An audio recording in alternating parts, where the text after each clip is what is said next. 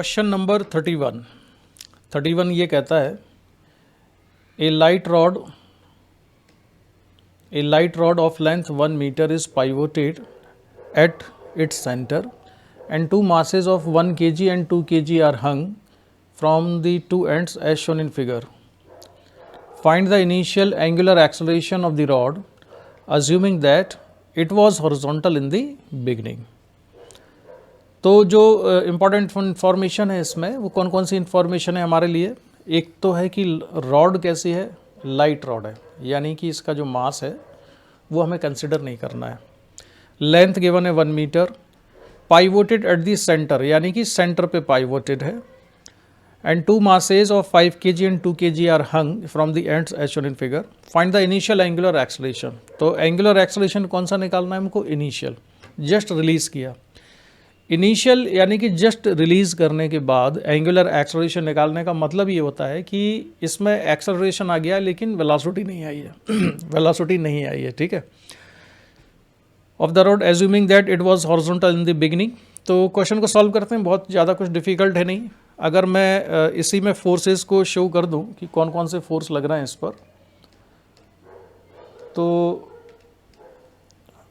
चलो अच्छा अलग बना देते हैं। ब्लॉक है 2 kg मास का, इस ब्लॉक का मैंने फ्री बॉडी डायग्राम बनाता हूँ यहाँ पर। तो ये 2 kg ब्लॉक लिया, इस पर एक ग्रेविटेशनल फोर्स लग रहा होगा।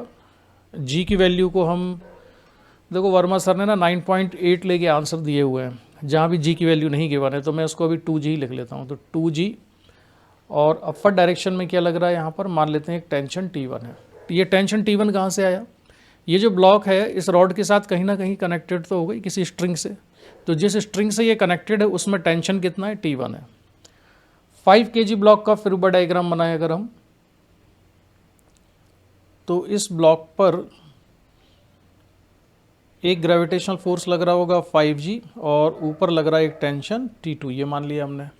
रॉड की अगर हम बात करें तो रॉड पर कौन कौन से फोर्सेस लग रहे होंगे, एक तो जहाँ से ये पाइवोटेड है यहाँ पर, यहाँ से एक फोर्स लग रहा होगा, उसको फिलहाल हम मान लेते हैं n के बराबर है, और एक टेंशन इस पर होगा T2 नीचे, और एक टेंशन होगा यहाँ पर T1, ठीक है। अब अगर रॉड पर हम इस पॉइंट के अबाउट टॉर्क की इक्वेशन लिखें तो टॉर्क कौन दे रहा है, T1 और T2 इसको टॉर्क दे रहा है। तो taking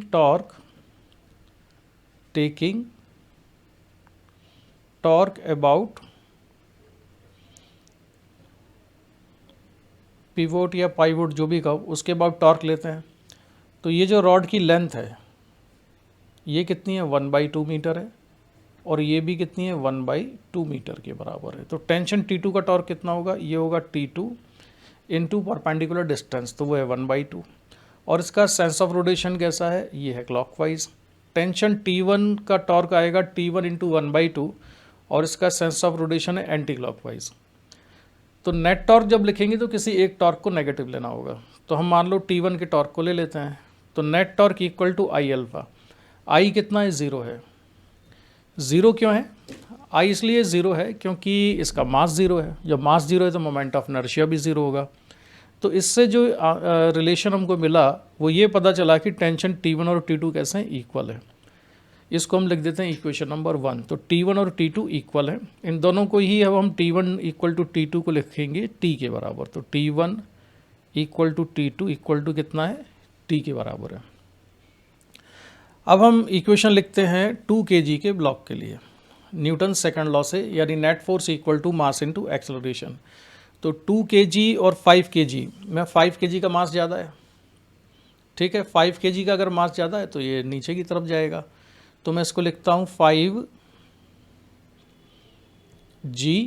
minus tension T equal to mass into acceleration. तो मास 5 और एक्सेलरेशन कितना है इसका, a के बराबर है, ठीक है।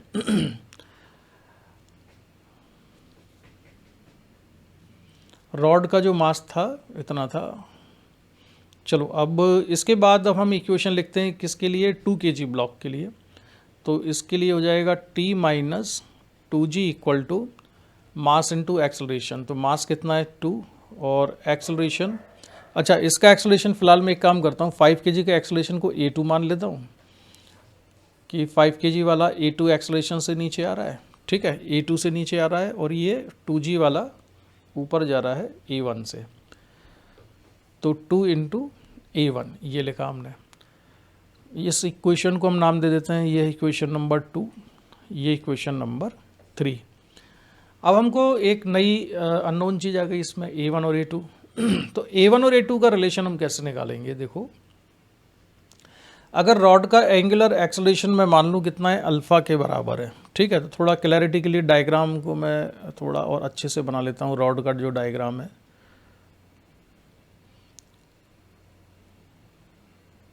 ये मैं बना रहा हूँ रॉड, थोड़ी क्लैरिटी के साथ जिसमें दिख जाए।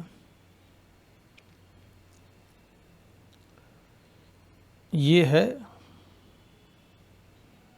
रॉड, मासलेस रॉड ही बनाई है ये हमने, ठीक है। ये मासलेस रॉड है और ये है यहाँ पर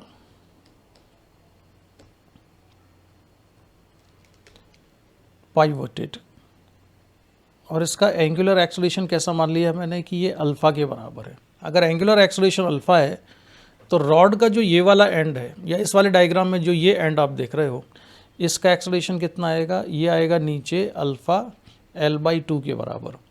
और जो ये वाला एंड है इधर, इसका टेंजेंशियल एक्सेलरेशन कह सकते हो अल्फ़ा L/2 के बराबर। इस इंस्टेंट पर, जिस इंस्टेंट पे सिस्टम को रिलीज़ किया है, डायरेक्शन यही होंगी, ये अल्फ़ा L/2 नीचे, अल्फ़ा L/2 ऊपर। L जो है रॉड की लेंथ है और सेंटर में पाइवोटेड है, तो L की यहाँ पर परपेंडिकुलर डिस्टेंस कितनी हुई? L/2। यानी कि ये वाला जो एंड है रॉड का, ये सर्कुलर पाथ में मूव कर रहा है। इसके सर्कुलर पाथ का सेंटर है ये, और ये रेडियस L/2 पे चलेगा। इसी तरह से ये भी रेडियस L/2 पे चलेगा। तो अगर कोई पार्टिकल रेडियस R पे जब मूव करता है तो उसका टेंजेंशियल एक्सेलरेशन कितना लिखते हैं हम? अल्फ़ा R के बराबर। तो यहाँ पर हो जाएगा अल्फ़ा L/2। अब फिर इसमें एक कंस्ट्रेंट लग जाएगा कि ये वाला जो एंड है, इसका एक्सेलरेशन इस ब्लॉक के एक्सेलरेशन के बराबर होगा। तो ब्लॉक का एक्सेलरेशन हमने कितना लिया है? इसका A1। तो A1 कितना आएगा? अल्फ़ा L/2 के बराबर, ठीक है। यहाँ से देखो, जितना एक्सेलरेशन इस पॉइंट का है उतना ही ब्लॉक का है, क्योंकि ये दोनों पॉइंट स्ट्रिंग पर कनेक्टेड है या स्ट्रिंग पर सिचुएटेड है। जो स्ट्रिंग का एंड ब्लॉक के साथ कनेक्टेड है, उसका जितना एक्सेलरेशन है उतना ही स्ट्रिंग के दूसरे एंड का एक्सेलरेशन होना चाहिए, क्योंकि स्ट्रिंग में अगर टेंशन है तो उसकी लेंथ के अलोंग हर पॉइंट का एक्सेलरेशन सेम होता है। तो A1 equal to alpha L/2। इसी तरह से यहाँ पर इस ब्लॉक का एक्सेलरेशन हमने A2 लिया था, तो इसको कितना लिखेंगे? इसको भी हम अल्फ़ा L/2 लिखेंगे। तो ये हो जाएगा A2 के बराबर। यानी A1 और A2 दोनों को ही हम कितना लिख सकते हैं? अल्फ़ा L/2 के बराबर। तो चलो ये वैल्यू सब्स्टिट्यूट कर देते हैं इक्वेशन नंबर 2 और 3 में। तो ये होगा 5G minus T equal to 5 alpha L/2 and T minus 2G equal to 2 alpha L/2। इन दोनों इक्वेशन को ऐड कर दें तो टेंशन कैंसिल हो जाएगा, और 5G माइनस 2G कितना हुआ? 3G इक्वल्स टू, और ये 5 L/2 प्लस 2 L/2, तो ये 7 अल्फ़ा L/2 के बराबर। और L कितना था इसमें? 1 था, तो उसकी भी वैल्यू रख देते हैं। तो सिंप्लीफाई करने पर अल्फ़ा की वैल्यू आती है 6G/7 L। अब रख देते हैं सारी वैल्यूज़, ठीक है। तो 6 इंटू G को लिखा मैंने 9.8 डिवाइडेड बाई 7, और लेंथ कितनी थी? 1 मीटर थी। तो इसके कैलकुलेशन के लिए थोड़ा सा कैलकुलेटर का यूज़ कर लें। तो ये आएगा 9.8 इंटू 6 डिवाइडेड बाई 7, तो ये आएगा 8.4। तो सॉल्व करने पर अल्फ़ा की वैल्यू आती है, अच्छा मैं थोड़ा साइड हो जाऊं, यहाँ हो जाता हूँ, कैलकुलेशन दिख नहीं रही है आपको। तो ये हो जाएगा सिंप्लीफाई करने पर अल्फ़ा इक्वल टू 8.4 रेडियन पर सेकंड स्क्वायर। तो ये कंफर्म भी हो गया आंसर, ठीक है। ये जो लिखा हुआ था ना यहाँ पर, ये हमने इसको कंफर्म भी कर लिया है कि ये 8.4 रेडियन पर सेकंड स्क्वायर है, ठीक है। एक्चुअली है क्या कि ये जो आंसर है, ये आंसर बुक से और कई बार जो हम सॉल्व करते हैं वो डिफ़र कर जाते हैं, ठीक है। तो इसलिए मैं कैलकुलेट करने के बाद उसको कैलकुलेटर से फाइनली करके देख भी लेता हूँ क्योंकि पीछे जो आंसर दिए हुए हैं उनमें ना कुछ कुछ अप्रॉक्सीमेशन है। जैसे कि क्वेश्चन नंबर कौन सा क्वेश्चन आएगा भी ऐसा जिसमें कि आंसर जो पीछे गिवन है और हमारा जो आंसर आएगा उसमें वेरिएशन होगा। ये क्वेश्चन नंबर 31 था, तो आगे जो क्वेश्चन आने वाला है 32, 33, 35। तो क्वेश्चन नंबर 35 जो आएगा उसमें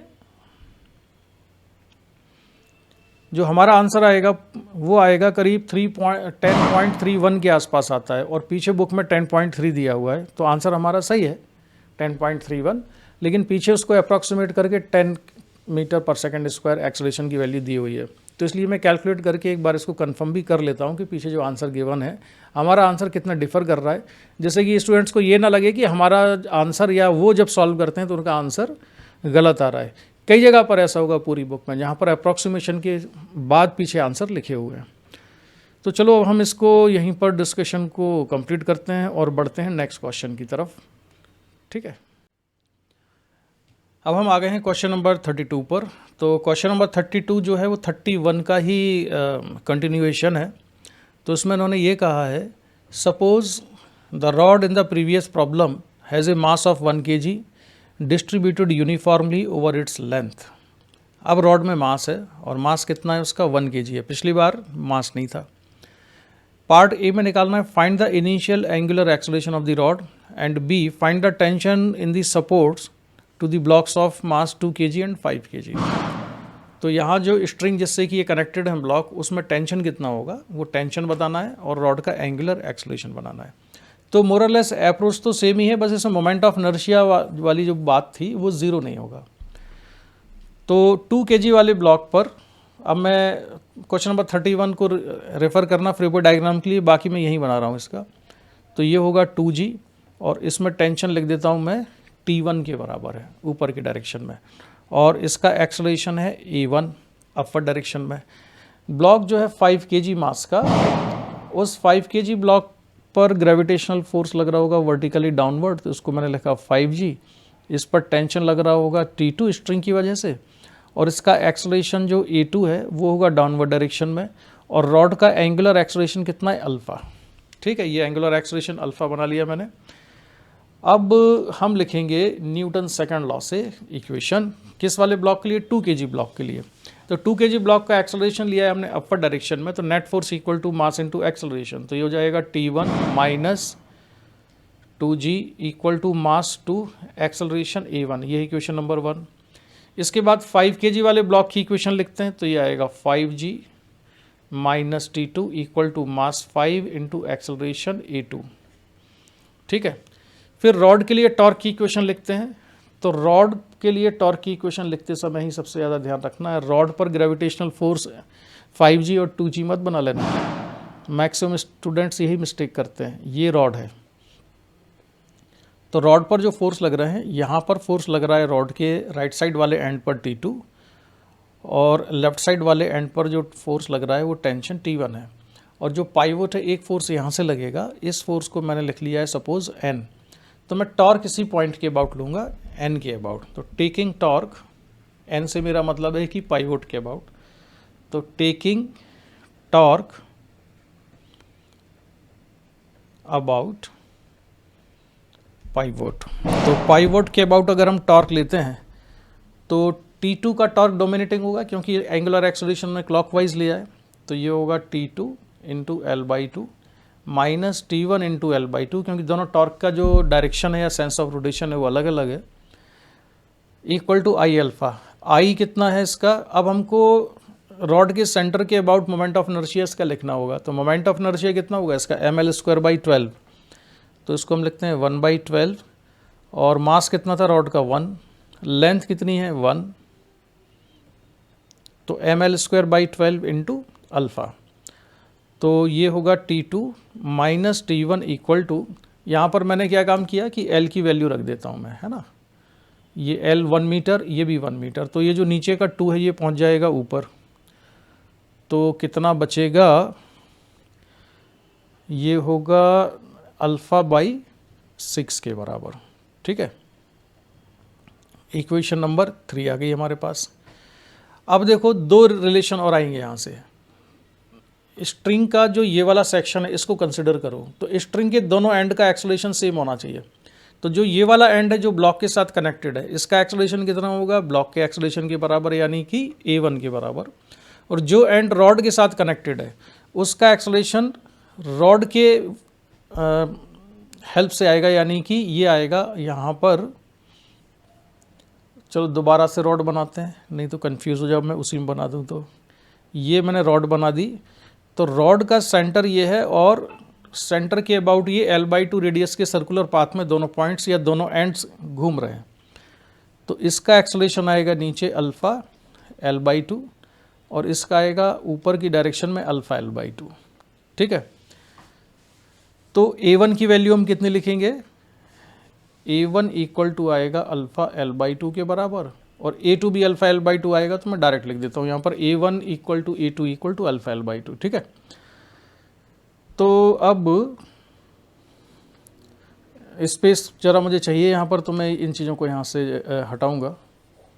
ठीक है, बस एक काम की चीज़ लिख देता हूँ यहाँ पर कि a1 और a2 दोनों की ही वैल्यू कितनी है, a1 equal to a2 equal to alpha l/2।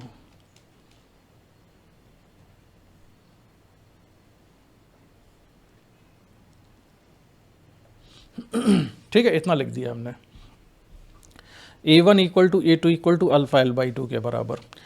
अब आगे इसको इक्वेशन नंबर 4 भी नाम दे सकते हैं हम लोग। अब हम क्या करते हैं कि इक्वेशन नंबर 1 और 2 को ऐड कर देते हैं। तो 1 और 2 को ऐड करने पर हमको मिलेगा t1 माइनस t2 और 5g और माइनस 2g, तो ये हो जाएगा प्लस 3g इक्वल टू, अब देखो a1 और a2 कैसे हैं, दोनों की वैल्यू कितनी है, अल्फ़ा l/2 के बराबर है। तो जो 2a1 है वो तो अल्फ़ा l, चलो अच्छा इतना डायरेक्ट नहीं करते हैं, इसको मैंने लिख दिया 2a1 प्लस 2a2 के बराबर, और t1 minus t2 plus 3g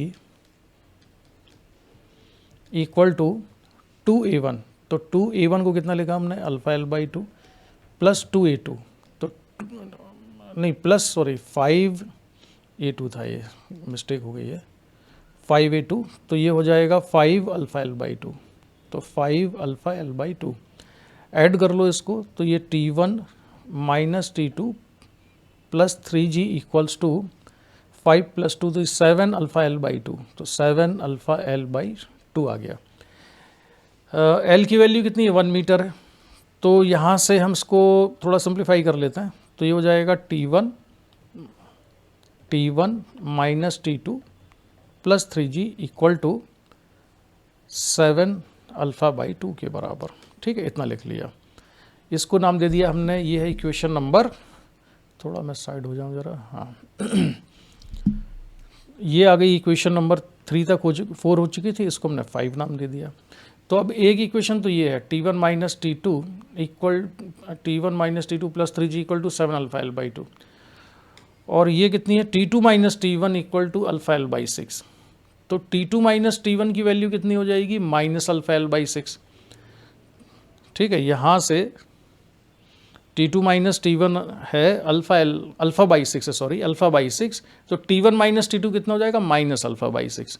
तो इसको हटाता हूँ मैं यहाँ से और इसके आगे लिख देता हूँ माइनस अल्फ़ा/6 प्लस 3g इक्वल टू 7 अल्फ़ा/2, और 3g को हम यहीं रखते हैं, अल्फ़ा/6 को ले जाते हैं राइट साइड में, तो 3g इक्वल्स टू 7 अल्फ़ा/2 प्लस अल्फ़ा/6, और इसको एलसीएम लेके सॉल्व करो, तो 3g, अब कैलकुलेशन थोड़ा पीछे होगा तो मुझे शिफ्ट हो जाना चाहिए, तो ये हो जाएगा, और लेफ्ट हो जाता हूँ ज़रा, यहाँ से देखते हैं, तो ये हुआ 3g इक्वल्स टू एलसीएम आ जाएगा 6, और ये होगा 21 अल्फ़ा प्लस अल्फ़ा, यानी कि 22 अल्फ़ा/6। तो भाई अल्फ़ा की वैल्यू कितनी आई, अल्फ़ा की वैल्यू आएगी 3 × 6/22 × g। अब देखते हैं हमारे आंसर में और जो बुक का आंसर है उसमें कितना डिफरेंस आता है। तो कैलकुलेटर का यूज़ करते हैं ज़रा। ये आएगा 3 × 6 तो कर लेते हैं 9 × 9.8 और डिवाइड किससे करना है 22 से। तो अल्फ़ा की जो वैल्यू आ रही है इसमें तो काफ़ी ज़्यादा डिफरेंस आ रहा है भाई। अल्फ़ा इक्वल टू कितना था 6 × 3 × G/22 लिखा तो ठीक ही था। तो ये है 18, अच्छा 18 डिवाइडेड बाई 22 और G की वैल्यू 9.8। हाँ ठीक है, सही आ रहा है, सही है भाई। 8 ये आ रहा है सॉल्व करने पर 8.01818, तो ये ठीक आया। तो अल्फ़ा इक्वल टू अप्रॉक्सीमेटली इसको कितना लिख लेंगे हम 8 रेडियन पर सेकंड स्क्वायर। ठीक है, तो ये आंसर हो गया एंगुलर एक्सेलरेशन का। और क्या निकालना है इसमें, दूसरी चीज़ निकालना है टेंशन इन दी सपोर्ट्स। तो ये काम मैं आपके ऊपर छोड़ता हूँ, वो कैसे निकालोगे भाई। अब देखो अल्फ़ा की वैल्यू तो आई चुकी है इसमें, ठीक है। तो अल्फ़ा की वैल्यू अगर आ गई है तो A1 और A2 कितना कितना था याद करो, अभी निकाला है हमने इक्वेशन नंबर 4 से। A1 कितना होगा αl/2, तो अल्फ़ा कितना आया है 8 और लेंथ कितनी थी 1 डिवाइडेड बाई 2 करोगे तो ये कितना हो जाएगा 4 मीटर पर सेकंड स्क्वायर A1। इसी तरह से A2 कितना हो जाएगा, A2 भी उतना ही है, A1 A2 तो बराबर ही है, A1 और A2 दोनों की वैल्यू कितनी है 4 मीटर पर सेकंड स्क्वायर है। तो अब जो ये इक्वेशन थी कौन सी वाली, ये इससे T1 निकल आएगा, लगता है निकाल ही देता हूँ मैं। T1 माइनस या T1 equal to 2G plus 2A1, तो 2 × G की वैल्यू 9.8। अच्छा मुझे अब इस तरफ शिफ्ट होना पड़ेगा, तो मैं यहाँ लिख रहा हूँ ये जो इक्वेशन नंबर 1 थी ना, इसको मैंने यहाँ लिखा T1 equal to 2G plus 2A1 और A1 कितना आया है, A1 की वैल्यू आई है 4, तो 2 × 4, तो सॉल्व करने पर ये हो जाएगा 19.6 प्लस 8। तो 19.6 प्लस 8 कितना होता है भाई,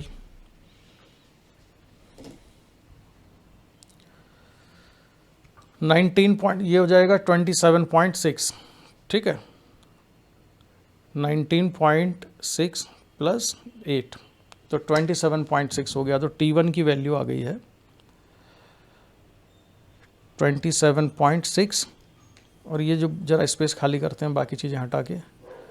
और फिर जो थी इक्वेशन T2, उससे T2 की वैल्यू आएगी, इक्वेशन नंबर 2 से T2 आएगा 5G माइनस 5A2, तो T2 इक्वल टू 5 × 9.8 माइनस 5 और A2 कितना, ये भी 4 के बराबर था। इसके लिए भी कैलकुलेटर का इस्तेमाल कर लेते हैं हम, तो ये हुआ 9.8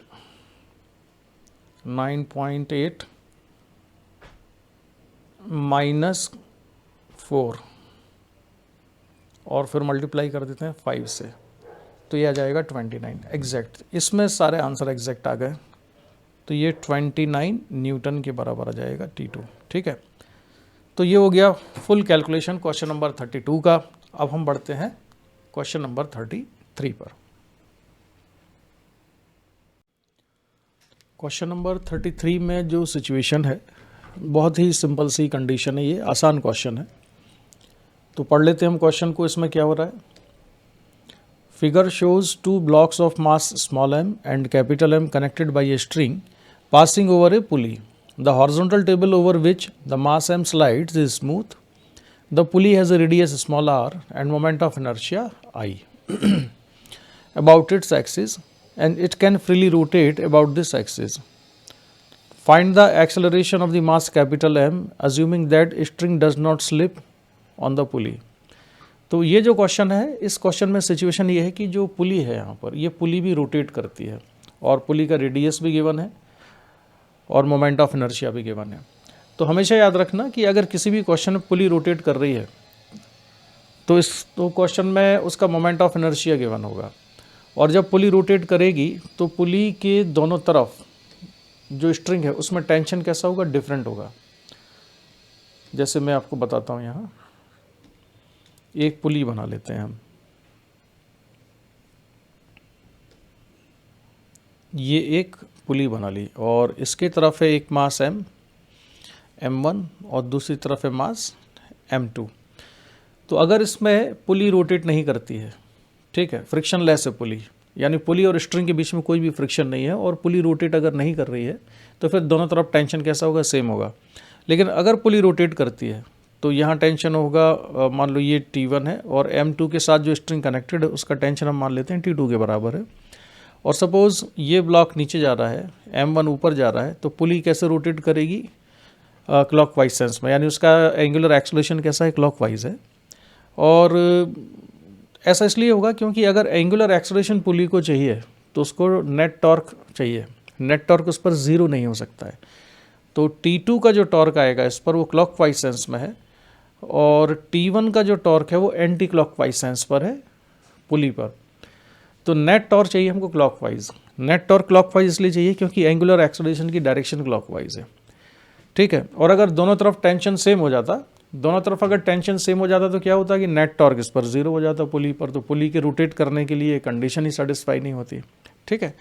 तो चलो हम बढ़ते हैं इस क्वेश्चन के सोल्यूशन की तरफ, डिस्कशन लेते हैं इसका। तो जो स्मॉल m है इसके साथ जो स्ट्रिंग कनेक्टेड है इसको मैंने मान लिया कि टेंशन कितना है T1, और कैपिटल M के साथ जो कनेक्टेड है इसमें मान लेता हूँ कि टेंशन कितना है यहाँ पर T2 के बराबर है, ठीक है। तो स्मॉल m का अगर फ्री बॉडी डायग्राम बनाएं तो स्मॉल m के फ्री बॉडी डायग्राम में जो फोर्सेज हैं, हालांकि इसकी ज़रूरत नहीं है ग्रेविटेशनल फोर्स और नॉर्मल रिएक्शन की, लेकिन हम बना लेते हैं। और एक टेंशन लग रहा होगा राइट साइड में T1। अगर फ्री बॉडी डायग्राम हम कैपिटल M का देखें तो कैपिटल M के फ्री बॉडी डायग्राम में वर्टिकली डाउनवर्ड डायरेक्शन में लग रहा है ग्रेविटेशनल फोर्स mg, और टेंशन T2 लग रहा है वर्टिकली अपवर्ड। अब आते हैं हम इस क्वेश्चन की हाईलाइट पर, यानी कि पुली के रोटेशन पर। तो पुली का अगर फ्री बॉडी डायग्राम बनाएंगे, ये मैंने पुली बना ली, तो पुली पर मैं केवल टेंशन शो कर रहा हूँ, सारे फोर्सेस नहीं बना रहा हूँ, क्योंकि एक फोर्स जहाँ से ये हिंज्ड है वहाँ से भी लग रहा होगा। तो टेंशन फोर्स लगा है एक यहाँ पर T1 और एक टेंशन लगा हुआ है T2, ठीक है, ये फोर्सेस हुए। अब हम न्यूटन सेकंड लॉ लगा के पहले इक्वेशन लिख लेते हैं, net torque equal to net force equal to mass into acceleration. तो हॉरिजॉन्टल डायरेक्शन में स्मॉल m पर जो अगर हम इक्वेशन लिखें तो इसकी इक्वेशन बनेगी T1 equals to small m into a, इसका एक्सेलरेशन है स्मॉल a। अब हम जो कैपिटल M मास है, कैपिटल M मास पर न्यूटन सेकंड लॉ से इक्वेशन लिख लेते हैं। तो इसकी इक्वेशन हो जाएगी mg minus T2 equals to capital M into a. Acceleration दोनों ब्लॉक का सेम होगा, उसमें कोई फ़र्क नहीं है। अब हमारे पास net force equal to mass into acceleration से, यानी कि ट्रांसलेशनल मोशन से दो इक्वेशन हमको मिल गई है। अब हमको एक इक्वेशन और बनाते हैं हम, किससे, टॉर्क से। तो हम टॉर्क की इक्वेशन लगाएंगे इस पुली पर, और सेंटर के अबाउट टॉर्क लेते हैं। तो पुली के सेंटर के अबाउट टॉर्क लेंगे तो टेंशन T1 का जो टॉर्क है वो कैसा है, एंटी क्लॉकवाइज सेंस में आएगा। T2 का जो टॉर्क है उसका सेंस ऑफ रोटेशन होगा क्लॉकवाइज, ठीक है। और एंगुलर एक्सेलरेशन कैसा है, अल्फा, अल्फा क्लॉकवाइज ही है, क्योंकि ये m नीचे जा रहा है, स्मॉल m राइट साइड में जा रहा है, तो पुली का जो रोटेशन है वो क्लॉकवाइज ही हो रहा होगा, यानी कि इसमें एंगुलर एक्सेलरेशन कैसा है, क्लॉकवाइज है। तो डोमिनेटिंग टॉर्क कौन सा होगा, T2 का। तो हम लिखेंगे T2 into R minus T1 into R equal to I alpha. ये है इक्वेशन नंबर 3। इसके अलावा अब देखो जो तीन इक्वेशन है हमारे पास, और अननोन कितने हैं, एक T1 अननोन है, T2 अननोन है, और अल्फा अननोन है, और ए अननोन है। We have 4 unknown quantity, so we need one more equation. तो एक और इक्वेशन कंस्ट्रेंट से आ जाएगी, और यहाँ पर कंस्ट्रेंट क्या है, कंस्ट्रेंट ये है कि angular acceleration alpha equal to कितना है, a बाई आर के बराबर, क्योंकि पुली कहीं पर भी स्लिप नहीं होती, स्ट्रिंग कहीं पर भी स्लिप नहीं होती है पुली पर। तो अल्फा इक्वल टू कितना जाएगा, a बाई आर। तो ये है इक्वेशन नंबर 4। तो इसको मैंने लिखा इक्वेशन नंबर 4 के बराबर। अब हमको कैलकुलेट क्या करना है, एक्सेलरेशन कैलकुलेट करना है। तो मैं क्या काम करता हूँ कि इक्वेशन नंबर 3 में, इक्वेशन नंबर 1 से मैं वैल्यू रखता हूँ T1 की, इक्वेशन 2 से वैल्यू रखता हूँ T2 की, और 4 से वैल्यू रख देता हूँ अल्फ़ा की। तो क्या हो जाएगा, T2 इक्वल्स टू होगा capital mg minus capital m into A into R. क्या काम किया मैंने, ये यहाँ पर मैंने जो वैल्यू है ये T2 की वैल्यू निकाली और इस वाली इक्वेशन में रख दी है। ऐसे में T1 की वैल्यू यहाँ से निकाल के इसमें रख देता हूँ, तो ये आ जाएगा माइनस T1 की वैल्यू कितनी है, स्मॉल एम ए के बराबर है, तो स्मॉल एम ए और into R equal to I alpha. तो आई और अल्फ़ा कितना इक्वेशन नंबर 4 से ए बाई आर के बराबर। तो अब ए कैलकुलेट करना है, तो वो सारी टर्म जिनमें ए है उसको ले जाते हैं हम एक साइड। तो ये होगा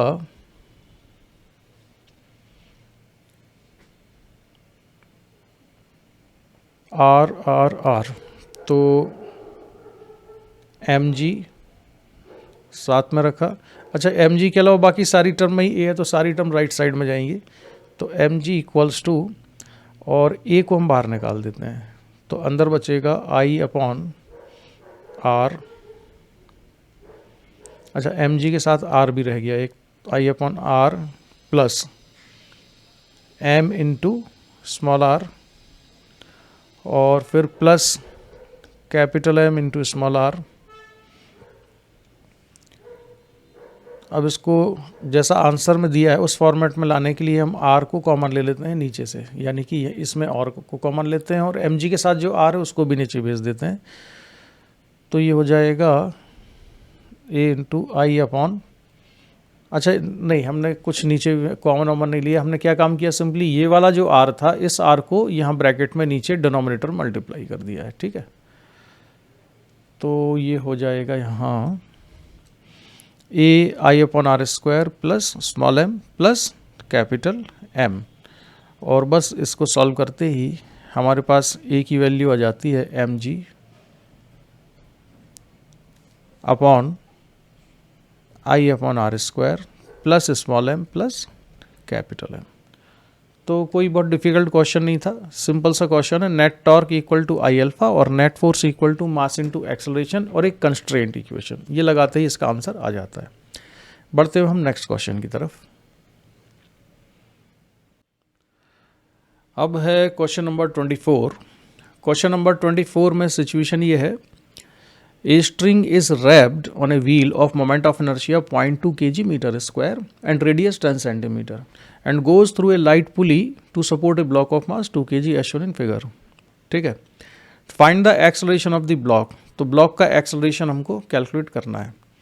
तो क्वेश्चन ऑलमोस्ट डायग्राम में ही एक्सप्लेन्ड है, और जो ये वाली पुली है, बड़ी वाली पुली, वो फिक्स्ड है, वो केवल रोटेट करेगी, दूसरी वाली भी केवल रोटेट करेगी, ठीक है। अच्छा, इसमें मोमेंट ऑफ इनर्शिया किसका दिया है, बड़ी वाली पुली का दिया हुआ है 0.2 kg metre square and radius 10 kg goes through a light pulley. मतलब ये कि इसमें जो ये वाली पुली है ये लाइट पुली है, इसलिए इसके दोनों तरफ टेंशन कैसा रहेगा, सेम रहेगा। इसमें मास नहीं है, मोमेंट ऑफ इनर्शिया भी नहीं होगा इसका, तो इसलिए इसके यहाँ इस वाली स्ट्रिंग में टेंशन और इस वाली स्ट्रिंग में टेंशन, दोनों तरफ टेंशन कैसा होगा, सेम होगा। मोमेंट ऑफ इनर्शिया इसमें दिया हुआ इसका, यानी कि ये वाली पुली रोटेट करेगी।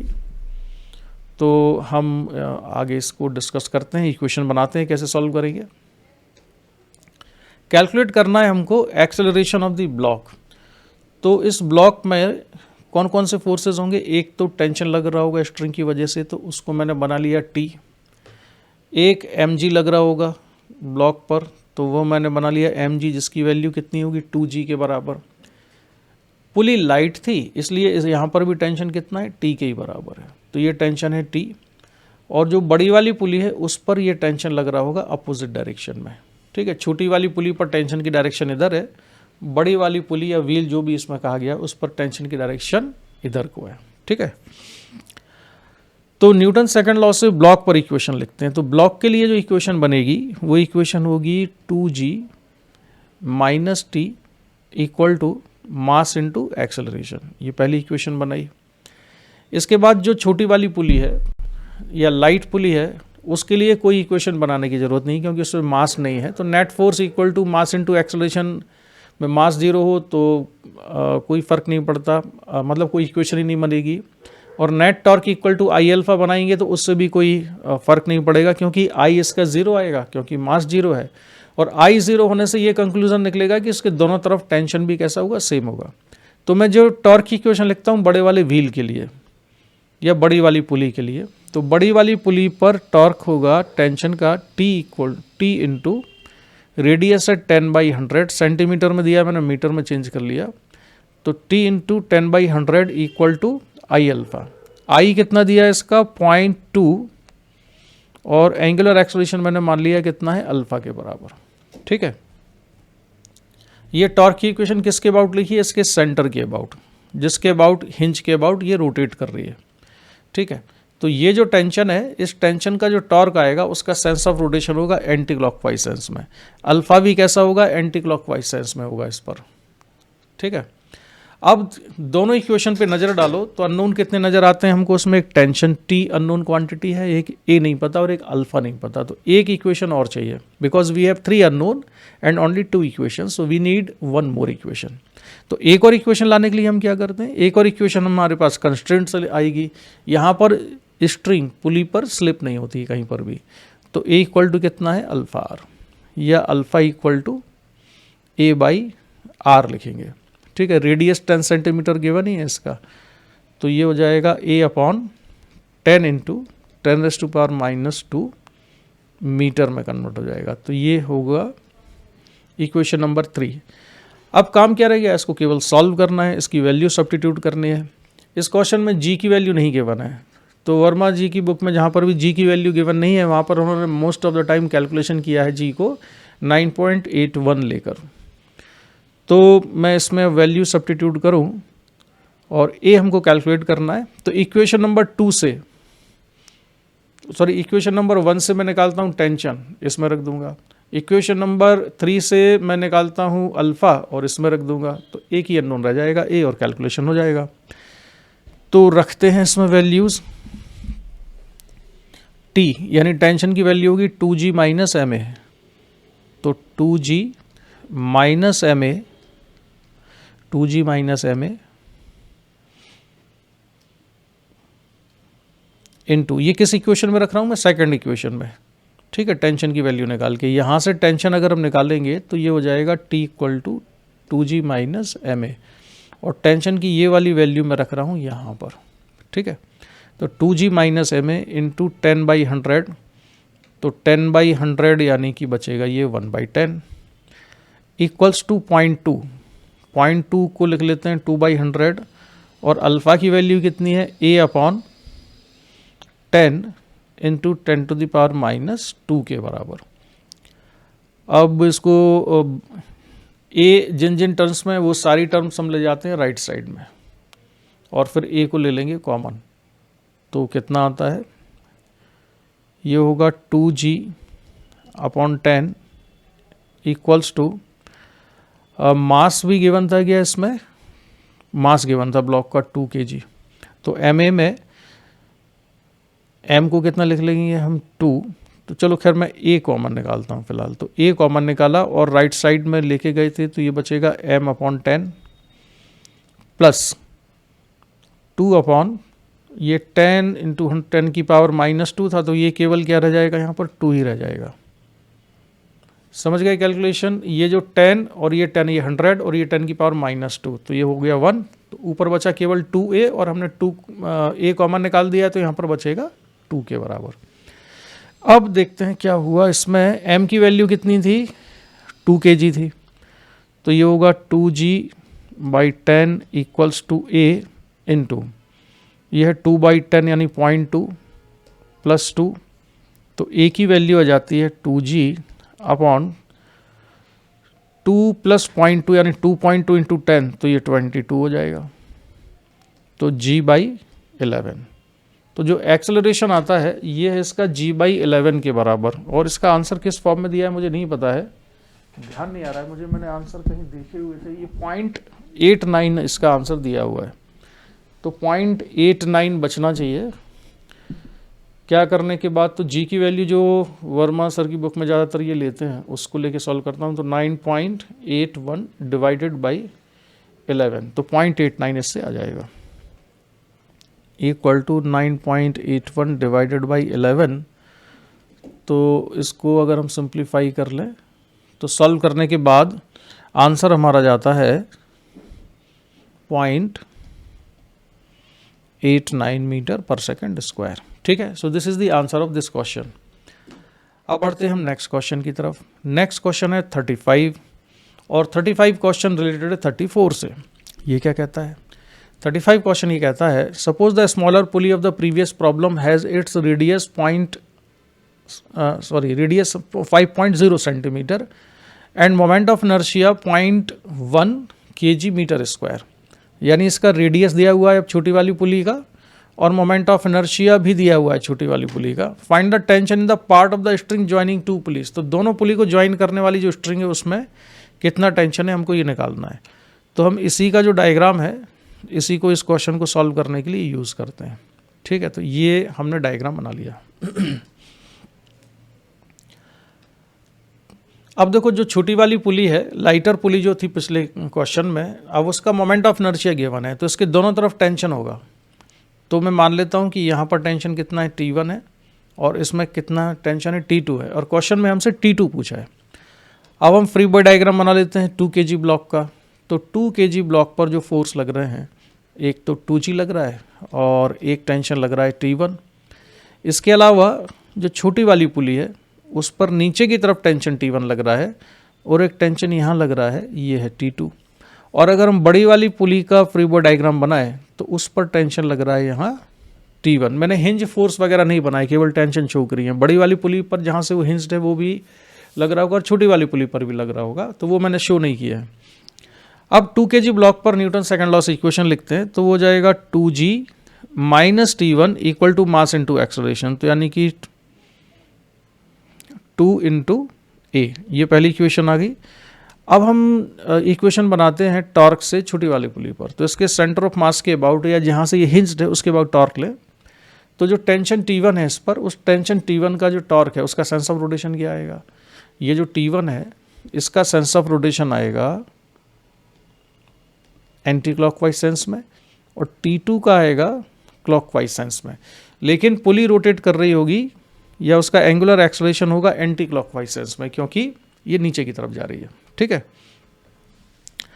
अच्छा, अब इसके लिए टॉर्क की इक्वेशन क्या हुई? इसकी इक्वेशन हुई T1 इंटू आर। रेडियस कितना है इसका? रेडियस को फिलहाल मैं आर ही लिखता हूँ।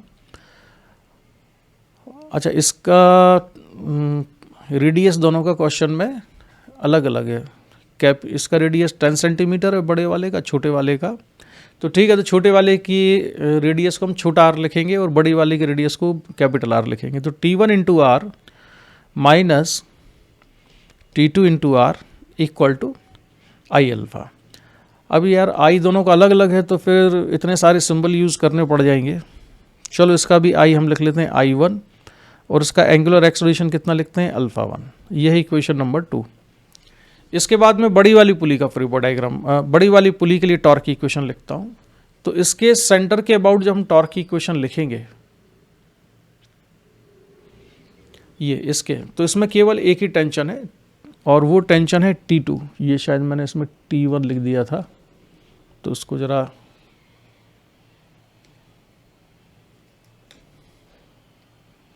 ये टेंशन है T2, ये है बिगर पुली। तो इसके लिए टॉर्क की इक्वेशन बनती है T2 into capital R equal to I2 into alpha 2।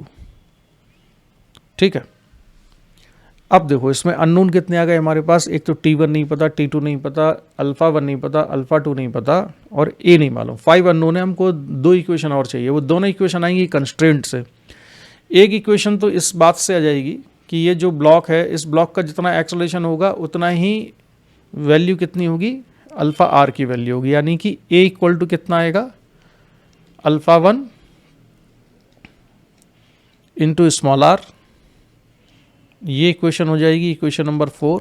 और इक्वेशन नंबर 5 जो बनेगी वो बनेगी alpha 1 small R equal to alpha 2 capital R. ये इक्वेशन कैसे आएगी? देखो स्ट्रिंग, ये जो स्ट्रिंग है यहाँ पर, इस वाले एंड का जो टेंजेंशियल एक्सेलरेशन आएगा वो आएगा अल्फ़ा 2 इंटू कैपिटल आर, और इस पॉइंट का एक्सेलरेशन आएगा, स्ट्रिंग के इस वाले पॉइंट का एक्सेलरेशन होगा क्योंकि छोटी पुली के कॉन्टैक्ट में अल्फ़ा 1 इंटू स्मॉल आर। लेकिन ये स्ट्रिंग एक सिंगल स्ट्रिंग है, और स्ट्रिंग का कंस्ट्रेंट ये कहता है कि स्ट्रिंग की लेंथ के अलाउंग हर एक पॉइंट का एक्सेलरेशन सेम होना चाहिए। तो इसलिए alpha 1 small R equal to alpha 2 capital R. तो ये हुई इक्वेशन नंबर 5। ये इंपॉर्टेंट चीज़ थी इसमें। तो हमने इतनी इक्वेशंस बना ली। अब जितने अननोन क्वांटिटीज़ हैं उतनी इक्वेशन है हमारे पास, तो अब ये सॉल्व हो जाएगा। अच्छा, अब मैं इसमें सॉल्व करूँ या आपके लिए छोड़ दूँ इसको? कैलकुलेशन खुद भी कर सकते हो आप लोग। इसमें कैलकुलेशन करने का जो तरीका है वो तो ये है कि T1 की वैल्यू निकालो इक्वेशन नंबर 1 से, सेकंड में रख दो। इक्वेशन नंबर 3 से T2 की वैल्यू निकालो, सेकंड में रख दो। अल्फ़ा 1 अल्फ़ा 2 को एक ही टर्म्स में निकाल के रख दो। अब यहाँ से इक्वेशन नंबर 4 और 5 से बाई 4 एंड 5 आप ये भी लिख सकते हो कि A इक्वल टू कितना है, alpha 1 R equal to alpha 2 capital R. ठीक है, तो अब मैं वैल्यू रखता हूँ। अच्छा चलो सॉल्व करते हैं इसको। तो मैं यहाँ पर कर क्या रहा हूँ, देखो इक्वेशन नंबर 2 में बाकी चीज़ों की वैल्यू सब्स्टिट्यूट करूँगा। तो T1 की वैल्यू इक्वेशन नंबर 1 से कितनी आएगी? अच्छा, मुझे थोड़ा स्पेस चाहिए तो मैं यहाँ से इसको हटा देता हूँ। ठीक है, ये हटा रहा हूँ यहाँ से, ये जो चीज़ें मैंने लिखी थी, और फ्री बॉडी डायग्राम वगैरह भी यहाँ से हटाता हूँ। तो अब मेरे पास स्पेस क्रिएट हो गया है, तो अब इक्वेशन आसानी से लिखी जा सकती है। तो T1 की जो वैल्यू 2G माइनस 2A है, 2G माइनस 2A इनटू कितना था इसमें, स्मॉल आर था।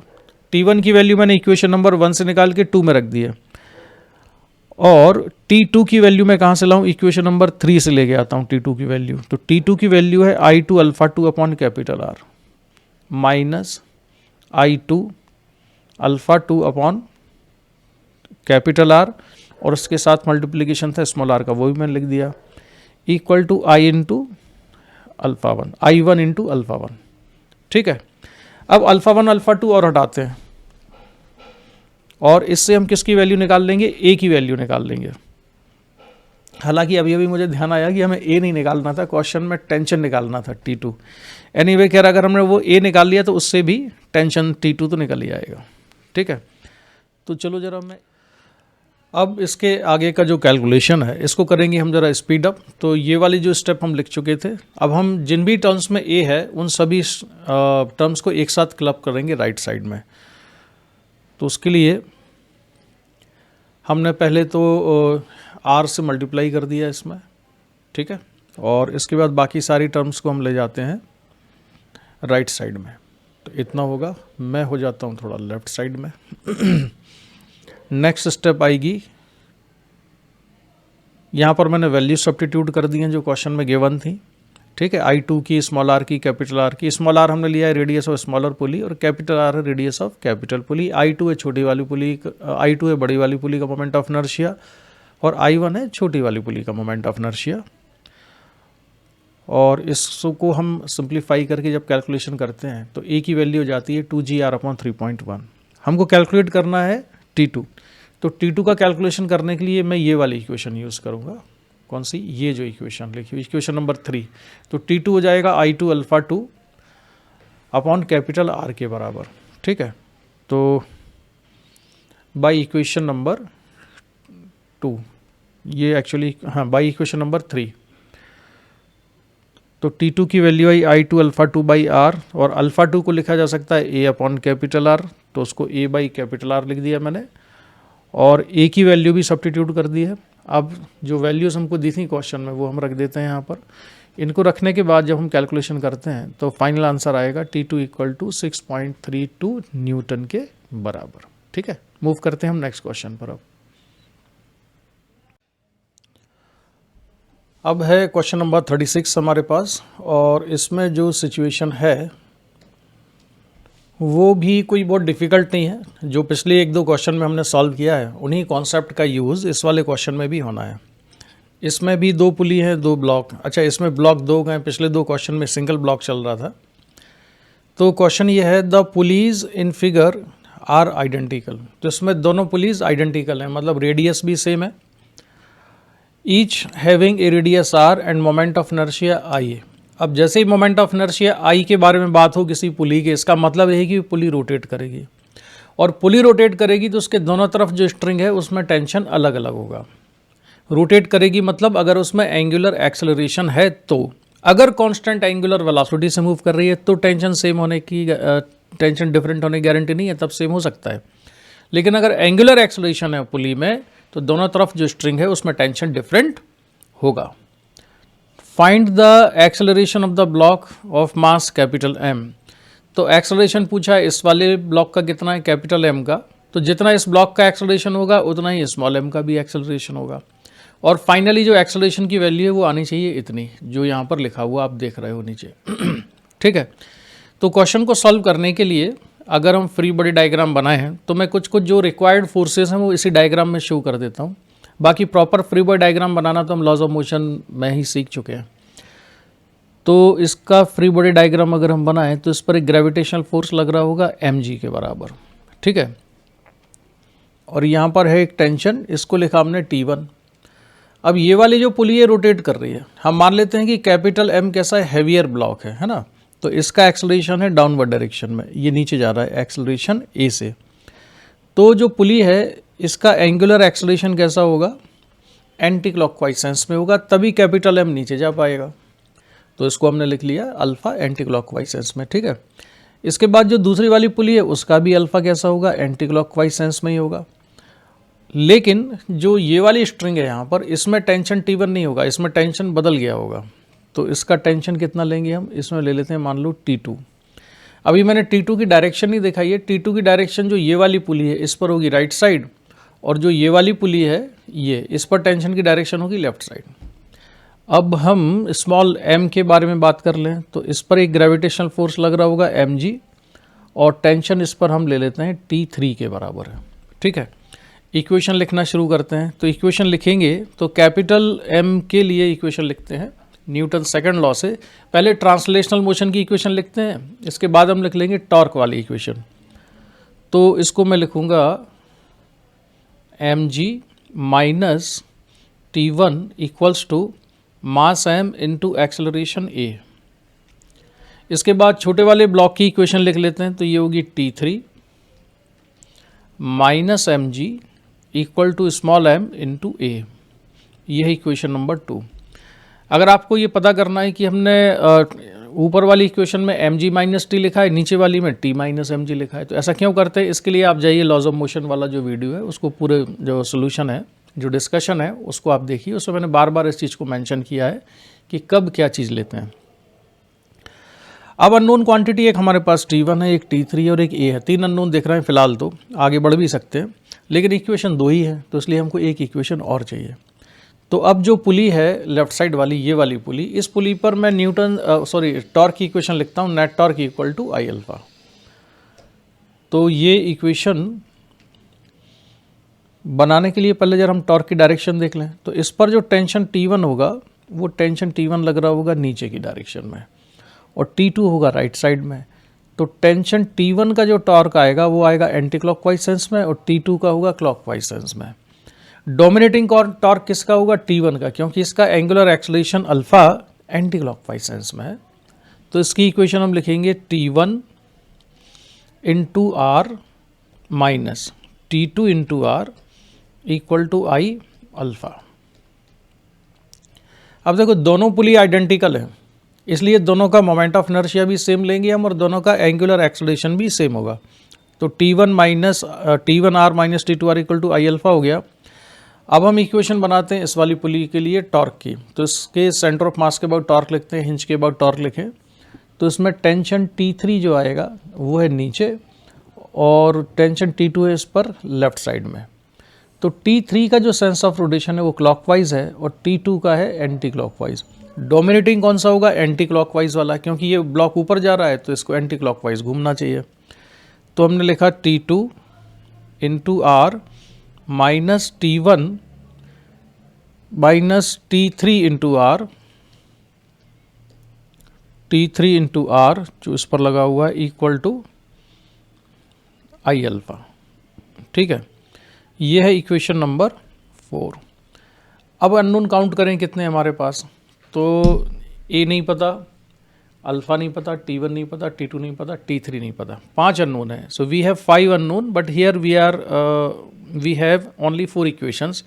One more equation is needed, that extra equation we can get by the constraint, और वो कंस्ट्रेंट ये है कि ए इक्वल टू कितना आएगा?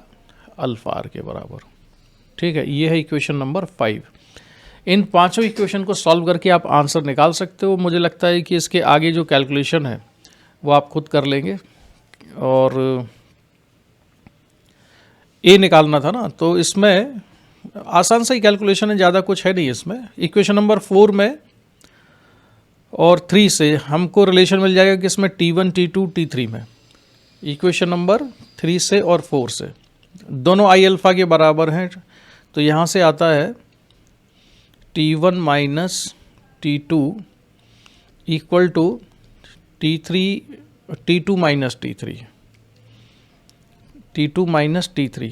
दोनों आई अल्फ़ा के बराबर हैं, उनको मैंने इक्वेट कर दिया, आर कैंसिल हो जाएगा और ये आ जाएगा सॉल्व करने पर T1 plus T3 equal to 2T2।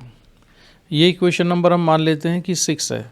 अब T1, T2 और T3 की जो वैल्यूज़ हैं वही सब्स्टिट्यूट करना है। जैसे इक्वेशन नंबर 1 से T1 की वैल्यू निकाल दें, तो T1 की वैल्यू है mg माइनस ma, तो T1 की वैल्यू मैं रख देता हूँ mg माइनस ma। और T3 की वैल्यू क्या है? T3 की वैल्यू है small mg plus small ma equals to 2T2।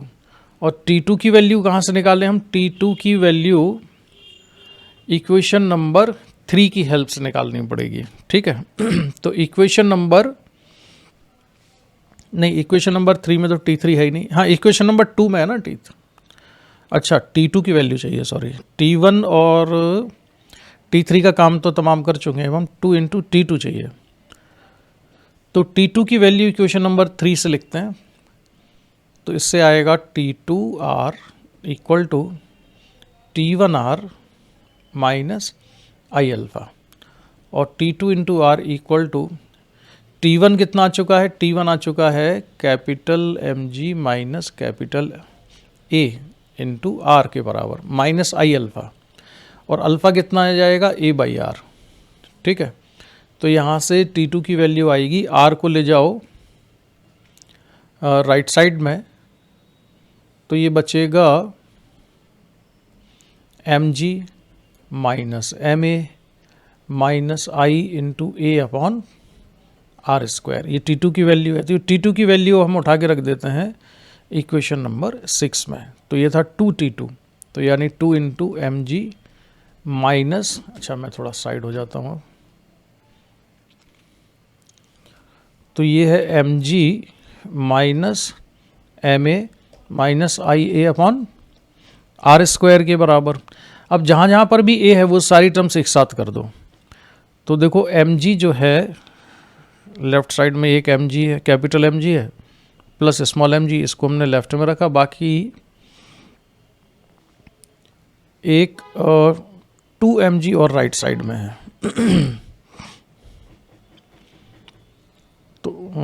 तो डायरेक्ट करें क्या? चलो डायरेक्ट ही कर देते हैं। तो जो हम जो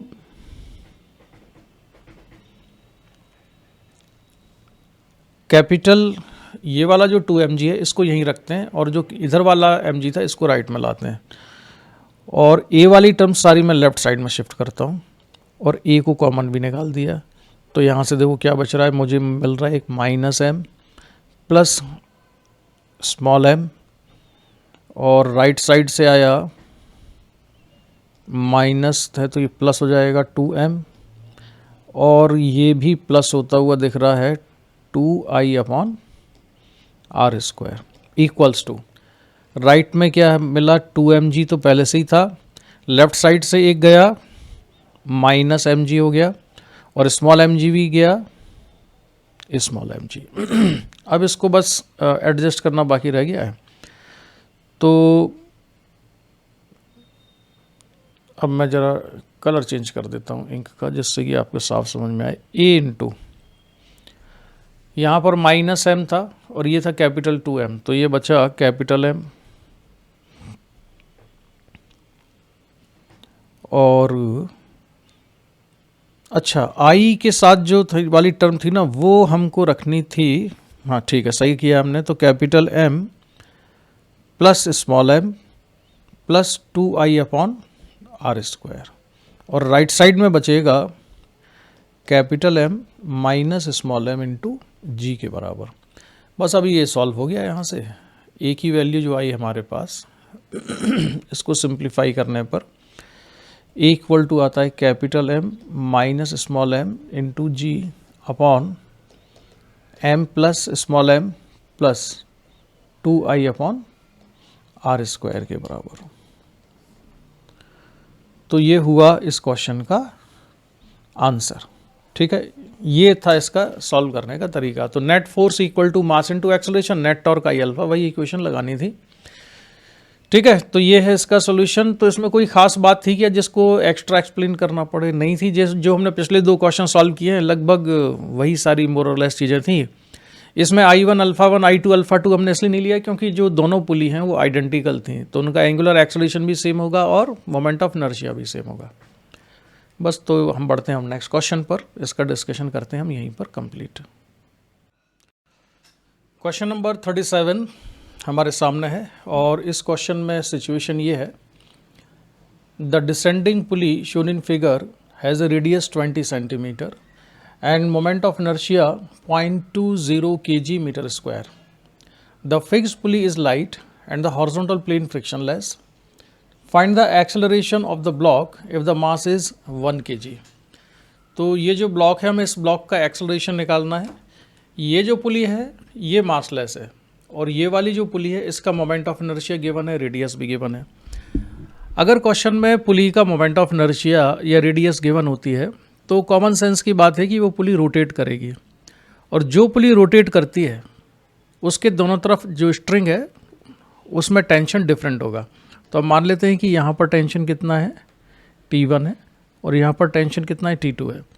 लेकिन जो ये वाली पुली है ये पुली रोटेट नहीं कर रही, तो इसके जो दोनों तरफ स्ट्रिंग है ये वाला पार्ट और ये हिस्सा, इन दोनों हिस्सों में यहाँ पर टेंशन कैसा होगा? सेम होगा। लेकिन इसके जो दोनों हिस्से हैं यहाँ पर, यहाँ टेंशन डिफरेंट होगा क्योंकि ये रोटेट करती है, इसका मास है।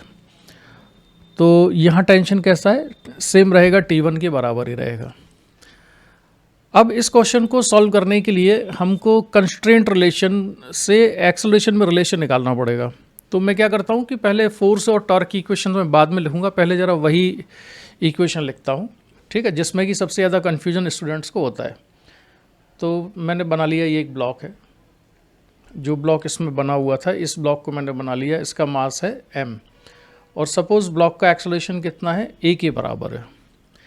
ठीक है, इसके बाद जो पुली, ये वाली जो पुली है जिसके दोनों तरफ टेंशन अलग अलग है, उस पुली को मैंने बना लिया। तो ये जो पुली है इसमें ऊपर टेंशन कितना है? T1 है, यहाँ पर टेंशन कितना है? T2 के बराबर है। ठीक है, अब इसका एक पॉइंट हम बनाते हैं यहाँ पर A और दूसरा पॉइंट बनाया मैंने B। पॉइंट A जो है, मतलब इस वाले डायग्राम में अगर बनाऊँ तो पॉइंट A को मैंने कहाँ पर लिया? ये पॉइंट A है और ये पॉइंट B है। ये जो पॉइंट B से लेके यहाँ तक की जो स्ट्रिंग है, ये पॉइंट B से लेके और जो रिजिड सपोर्ट से स्ट्रिंग कनेक्टेड है, ये पूरी स्ट्रिंग रेस्ट में है, ये मूव नहीं कर रही है। तो B पॉइंट पर स्ट्रिंग का जो पॉइंट है, B पर स्ट्रिंग का जो पॉइंट है उसका टोटल एक्सेलरेशन कितना होगा? 0 होगा। तो अगर मैं मान लूँ कि पुली के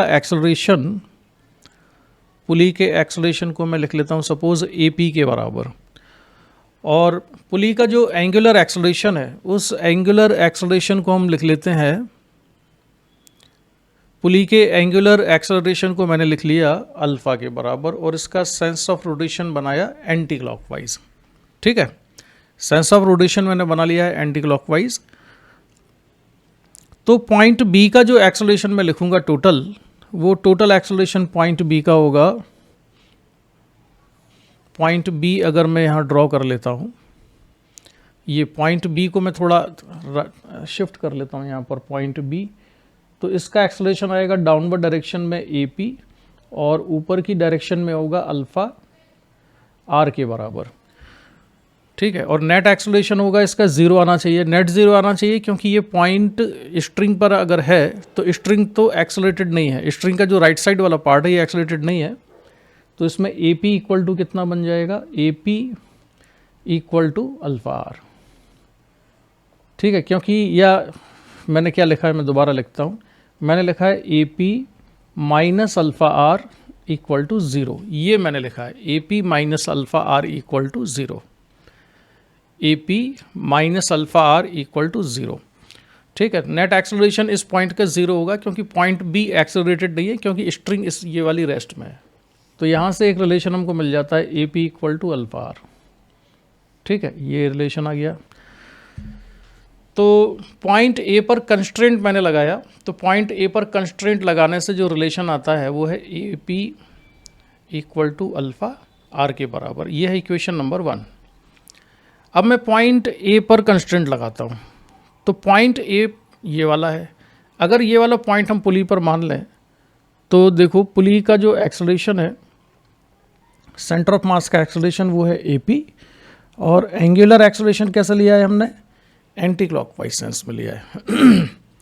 तो पुली का जो एक्सेलरेशन है पॉइंट ए का, सॉरी पुली के पॉइंट ए का जो एक्सेलरेशन है वो है acceleration of centre of mass plus acceleration about centre of mass, यानी A P plus alpha R. और यही पॉइंट अगर हम स्ट्रिंग पर मान लें, यही पॉइंट स्ट्रिंग पर है, तो स्ट्रिंग पर अगर है तो स्ट्रिंग के सारे पॉइंट कितने एक्सेलरेशन से मूव कर रहे हैं, जितना कि इस ब्लॉक का एक्सेलरेशन है ए। ये वाला जो पॉइंट है ये भी किससे जा रहा है, ए से जा रहा है। ये जो पॉइंट है ये भी एक्सेलरेशन ए से मूव कर रहा है। तो पॉइंट ए को एक साथ दो कंडीशन सेटिस्फाई करनी है कि अगर ये पुली पर है तो इसका एक्सेलरेशन होना चाहिए A P plus alpha R, और अगर स्ट्रिंग पर है तो उसका एक्सेलरेशन होना चाहिए ए के बराबर। तो यहाँ से जो रिलेशन मिला हमको वो है A P plus alpha R equal to A के बराबर। ठीक है, ये है इक्वेशन नंबर 2। तो इक्वेशन नंबर 1 और 2 से हम लिख सकते हैं, अगर मैं 1 से ए पी की वैल्यू अल्फ़ा आर लिख दूँ तो ये आ जाता है 2 अल्फ़ा आर इक्वल टू ए। ये हो गई इक्वेशन नंबर 3। अब मैं थोड़ी जगह जरा इसको मैं अभी थोड़ी देर बाद यहाँ से हटा दूंगा, मुझे स्पेस चाहिए होगा लिखने के लिए, क्योंकि कैलकुलेशन के लिए स्पेस थोड़ा ज़्यादा चाहिए इस क्वेश्चन में। तो 2 अल्फ़ा आर इक्वल टू ए आ गया। अब रेडियस वगैरह कितनी, इनकी न्यूमेरिकल वैल्यू हम लिख सकते हैं। एक चीज़ और कि जितने भी क्वेश्चंस इसमें दिए हैं वर्मा सर की इस वाली बुक में, रोटेशन के जो चैप्टर में, उसमें पुली के बारे में स्पेशली नहीं कहा गया है कि इसको रिंग लेना है, सिलेंडर लेना है या डिस्क लेना है। मेरा मानना यह है कि क्वेश्चन में क्लियरली मेंशन होना चाहिए कि पुली अगर रोटेट कर रही है तो पुली हमें क्या मानना है, पुली को हमें डिस्क लेना है या रिंग लेना है या सिलेंडर लेना है, कौन सी शेप का मानना है। लेकिन मैक्सिमम आंसर जो आते हैं क्वेश्चन में वो पुली को डिस्क लेके आते हैं, तो मैं भी यहाँ पर पुली को डिस्क लूँगा। और इसका मोमेंट ऑफ इनर्शिया क्वेश्चन में हमको गिवन है, इसका मोमेंट ऑफ इनर्शिया डिस्क का होता है I equal to half mr²। तो मास क्वेश्चन में हमको नहीं गिवन है पुली का, तो इसका मास हम निकालेंगे मोमेंट ऑफ इनर्शिया और रेडियस की हेल्प से। तो I कितना है, 0.2 है, इक्वल टू हाफ, ये हो जाएगा मास ऑफ पुली, और रेडियस कितनी गिवन है, 20 सेंटीमीटर। 20 सेंटीमीटर को हम लिख सकते हैं 20/100, 20/100 SI यूनिट में कन्वर्ट कर दिया, तो ये हो जाएगा 1/5, और 1/5 तो कितना आता है सॉल्व करने पर, इसको देख लेते हैं। 0.2 × 2 और 1/5 का स्क्वायर 25, तो ये हो जाएगा मास ऑफ पुली। तो सिंप्लीफाई करने पर ये हो जाएगा 10 के बराबर। तो MP यानी मास ऑफ पुली कितना जाता है, 10 kg के बराबर। तो पुली का मास हमारे पास आ गया 10 kg, तो mass of pulley equal to 10 kg। इसको हम यूज़ करेंगे आगे क्वेश्चन सॉल्व करने में। ठीक है, पुली का मास इतना है 10 kg के बराबर। और इक्वेशन नंबर 3 से एक रिलेशन और लिखा जा सकता है कि ए इक्वल टू कितना है 2 अल्फ़ा आर है ना, तो 2 और अल्फ़ा की वैल्यू अल्फ़ा ही रहने देते हैं, लेकिन रेडियस आर की वैल्यू कितनी है 1/5 के बराबर है। तो ए को लिखा जा सकता है या अल्फ़ा को लिखा जा सकता है 5a/2। तो अल्फ़ा इक्वल टू हम लिख सकते हैं 5a/2 के बराबर। तो स्पेस सेव करने के लिए मैं इसको बाकी चीज़ हटाता हूँ, डायरेक्ट लिखूंगा जो हमने निकाला है alpha is equal to 5a/2। तो अल्फ़ा इक्वल टू 5a/2। एक इस रिलेशन की भी हमें ज़रूरत पड़ने वाली है आगे, तो इसको भी हमने लिख दिया है। और यहाँ भी स्पेस ज़रा क्रिएट करते हैं, इसको हटा देते हैं यहाँ से। तो अल्फ़ा की वैल्यू निकाल के रख दी है मैंने, मास ऑफ द पुली निकाल के रख दिया है, और कंस्ट्रेंट रिलेशन से इक्वेशन नंबर 1 और 2 मैंने बना दिया है। अब हम फोर्स की इक्वेशन लिखते हैं इस वाले ब्लॉक पर। तो इस पर टेंशन कितना लग रहा है ब्लॉक पर T1, तो T1 इक्वल टू हो जाएगा मास इनटू एक्सेलरेशन। तो हॉरिजॉन्टल डायरेक्शन में मैंने इक्वेशन लिखी T1 equal to mass into acceleration. तो मास कितना है ब्लॉक का 1 kg है, तो 1 इंटू ए, यानी कि सिंपली T1 इक्वल टू कितना आ गया ए के बराबर। ये है इक्वेशन नंबर 4। तो T1 को हमने ए लिख दिया। अब मैं इक्वेशन लिख रहा हूँ न्यूटन सेकंड लॉ से इस वाली पुली पर वर्टिकल डायरेक्शन में, ये जो पुली है, तो इस पर कौन कौन से फोर्सेस लग रहे हैं। एक तो नीचे ग्रेविटेशनल फोर्स लग रहा होगा mg, तो mg की वैल्यू कितनी आएगी, मास है इसका 10 और g को हम g ही रखते हैं। अपर डायरेक्शन में एक टेंशन T2 है और एक लेफ्ट साइड में टेंशन लग रहा है T1। तो इक्वेशन बनेगी 10g minus T1 minus T2 equal to mass into acceleration, तो 10 इंटू एक्सेलरेशन ऑफ पुली। और जो पुली का एक्सेलरेशन है वो कितना लिखा जा सकता है, पुली का एक्सेलरेशन को हम लिख सकते हैं अल्फ़ा आर के बराबर, और अल्फ़ा कितना है 5a/2। कहाँ से बता रहा हूँ मैं, मेंशन कर दूँ ज़रा। ये देखो ये AP है, तो AP कितना है अल्फ़ा आर है। AP को कितना लिख सकते हैं alpha R, AP equal to alpha R. Alpha कितना निकाल लिया था हमने, अल्फ़ा था 5a/2, तो 5a/2 और आर की वैल्यू कितनी है 1/5, तो 5 से 5 कैंसिल हो जाएगा और ये बचेगा a/2। ठीक है, तो AP को कितना लिख सकते हैं हम a/2 के बराबर। तो AP हो गया 10a/2 यानी कि 5a। तो इसको मैं मिटा के डायरेक्ट लिख देता हूँ 5a। तो 10g minus T1 minus T2 equal to 5a। ये है इक्वेशन नंबर 5। चलो इतना काम हो गया। अब हमको एक इक्वेशन और लिखनी है, वो लिखेंगे हम टॉर्क से। तो हम टॉर्क की इक्वेशन लिखते हैं पुली के सेंटर ऑफ मास के अबाउट। कौन सी वाली पुली, इस वाली पुली के सेंटर ऑफ मास के अबाउट टॉर्क की इक्वेशन लिखेंगे। तो जो टेंशन T2 है इसका टॉर्क कितना आएगा T2 इंटू आर। और मैं यहाँ जरा स्पेस क्रिएट कर लूँ, इसका टॉर्क आने वाला है, लिख देता हूँ, अच्छा मैं taking torque about centre of mass of पुली। कौन सी वाली पुली, जिसमें मास है, क्योंकि सेंटर ऑफ मास उसी में ही होगा जिसमें मास है। तो taking torque about centre of mass of the pulley, तो T2 का टॉर्क लिखते हैं इसमें, तो T2 into R minus T1 into R equals to I alpha. I कितना गिवन है 0.2 kg, 0.2 यानी कि 2/10 1/5। तो आई और अल्फ़ा की वैल्यू कितनी लिखेंगे हम। अच्छा एक काम करता हूँ, पहले मैं आई अल्फ़ा लिख ही देता हूँ इसमें, आई अल्फ़ा अब लिखता हूँ आई की वैल्यू। तो आई की वैल्यू कितनी है 1/5 और अल्फ़ा की वैल्यू यहाँ से कितनी है 5a/2। तो इसको मैंने लिखा 5a/2।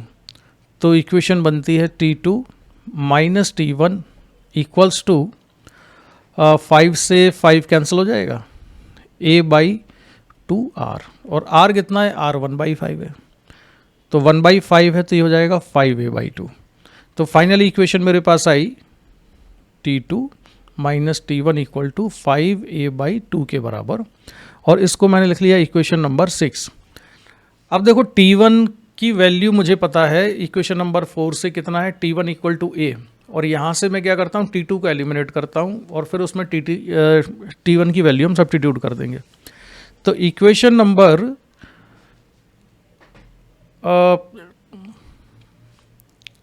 T1 की जो, या एक काम कर सकते हैं कि हम इक्वेशन नंबर 6 में T1 की वैल्यू रख देते हैं। तो जो T1 की वैल्यू थी मैंने उठा के यहाँ रखी, ठीक है।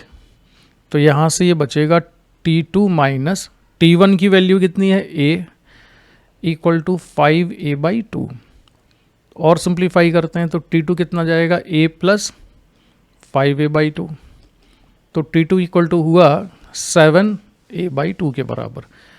अब जो T2 की वैल्यू है वो T2 की वैल्यू यहाँ रखेंगे हम और T1 की वैल्यू भी यहाँ रख देंगे, दोनों वैल्यूज़ यहाँ पर रखते हैं, ठीक है। अब मुझे जब भाई स्पेस चाहिए तो मैं यहाँ वाली चीज़ें हटा रहा हूँ।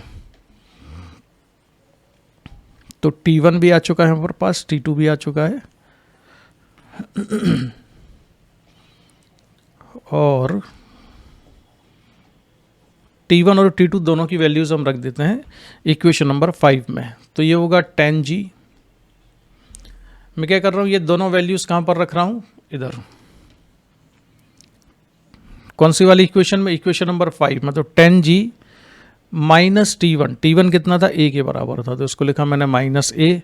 T2 कितना है, 7A/2, तो minus 7A/2 equals to 5A। तो ये हो जाता है 10G इक्वल्स टू, A को कॉमन ले लें, जहाँ भी A था वो सारा राइट साइड ले गए, तो हो जाएगा 5 + 1 + 7/2। तो 10G equals to A into LCM हो जाएगा 2, तो ये हो जाएगा 10 + 2 + 7, तो 10G इक्वल्स टू 10 + 2 12, 19, तो ये 19A/2 आया। इसको फर्दर सिंप्लीफाई करें तो A इक्वल टू कितना आता है, 20G/19 के बराबर। तो A की वैल्यू आती है, अब मैं जो चीज़ें ज़रूरी नहीं वो हटा देता हूँ यहाँ से। तो A हमारे पास इतना आ रहा है 20G/19। अब देखो जिस भी क्वेश्चन में वर्मा सर ने वैल्यू नहीं दी है ना G की, उसमें उन्होंने G को 9.8 लेके सॉल्व किया है। तो मैं इसमें G की वैल्यू 9.8 रखता हूँ, और उसके लिए ज़रूरत पड़ेगी मुझे ज़रा कैलकुलेटर की। तो ये आएगा 20 इंटू 9.8 196 डिवाइडेड बाई 19, तो ये 10.3157 समथिंग आएगा। तो ये सॉल्व करने पर आता है A इक्वल टू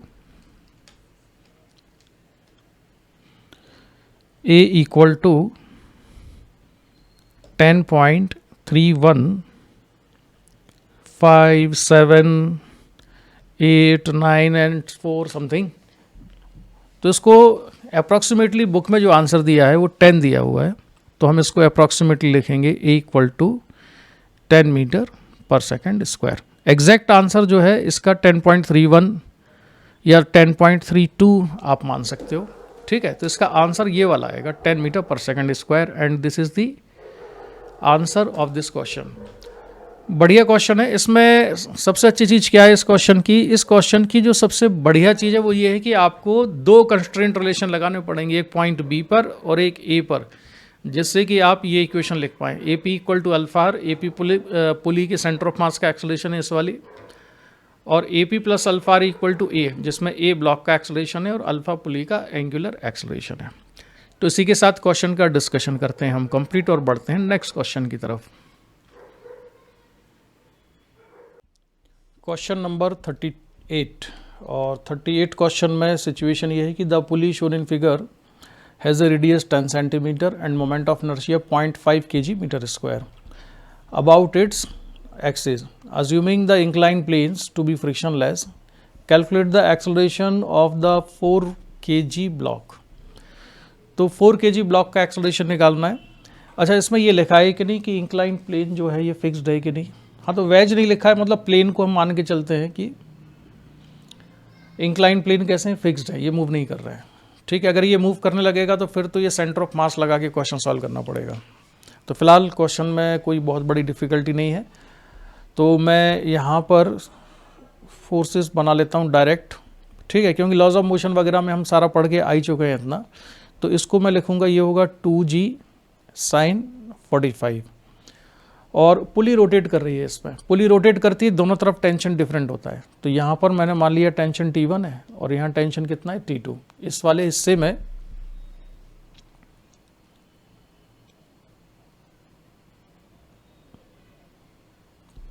ये जो पार्ट है यहाँ पे टेंशन कितना है T1 है, और पुली के जो दूसरी तरफ है यहाँ पर टेंशन कितना है T2 के बराबर है, ठीक है।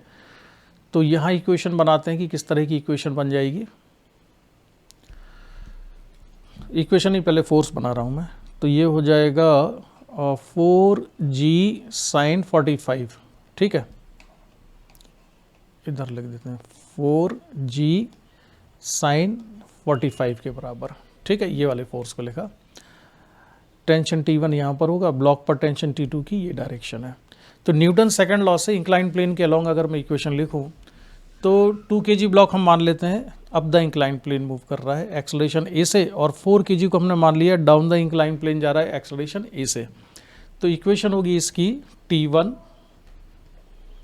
Minus 2g sin 45 equal to 2a के बराबर। This is equation number 1। 4 kg block के लिए क्या इक्वेशन होगी, ये आएगा 4g sin 45, 4g sin 45 minus T2 equals to mass 4 acceleration a, second equation. अब पुली पर टॉर्क की इक्वेशन लिखनी है हमको, तो मैंने ये बनाई यहाँ पर पुली, ठीक है। और पुली पर टेंशन की डायरेक्शन क्या होगी, टेंशन T1 पुली पर लग रहा है यहाँ और टेंशन T2 लग रहा है इस डायरेक्शन में। टॉर्क निकालना है तो टेंशन T2 का जो टॉर्क है उसका सेंस ऑफ रोटेशन आएगा क्लॉकवाइज, और टेंशन T1 का जो सेंस ऑफ रोटेशन है वो है एंटी क्लॉकवाइज। डोमिनेटिंग टॉर्क किसका होगा, T2 का, तभी तो ब्लॉक 4 kg नीचे जा पाएगा। तो इसकी इक्वेशन हम लिखते हैं अब पुली के सेंटर के अबाउट, पुली जहाँ से हिंज्ड है वहाँ से उसके अबाउट टॉर्क की इक्वेशन लिखेंगे। तो टॉर्क कौन देगा, T2 और T1। तो ये होगा T2 into R minus T1 into R equal to I alpha, equation number 3, ठीक। इसके अलावा एक और इक्वेशन बनेगी, इन दोनों ब्लॉक जो अल्फ़ा में रिलेशन निकालेंगे। तो पिछले क्वेश्चन में हम डिस्कशन कर चुके हैं इस चीज़ पर कंस्टेंट लगा के। तो A इक्वल टू कितना हो जाएगा, अल्फ़ा आर के बराबर, ठीक है। यह है इक्वेशन नंबर 4। अब इसमें काउंट करो अननोन कितने हैं हमको, T1 नहीं पता, T2 नहीं पता, A नहीं पता और अल्फ़ा नहीं पता। तो 4 अननोन है और 4 इक्वेशन है, यानी कि अभी इसमें वैल्यू रखने की ज़रूरत है और बाकी सारा काम हमारा हो चुका है, क्वेश्चन सॉल्व हो जाएगा। क्योंकि जितने अननोन होते हैं उतनी इक्वेशंस की हमें रिक्वायरमेंट होती है। तो अब मैं सॉल्व करूं या फिर आपके लिए छोड़ दूं, तो मुझे लगता है कि ये आप अपने आप से सॉल्व करना, मैं इसको यहीं पर छोड़ देता हूं, ठीक है।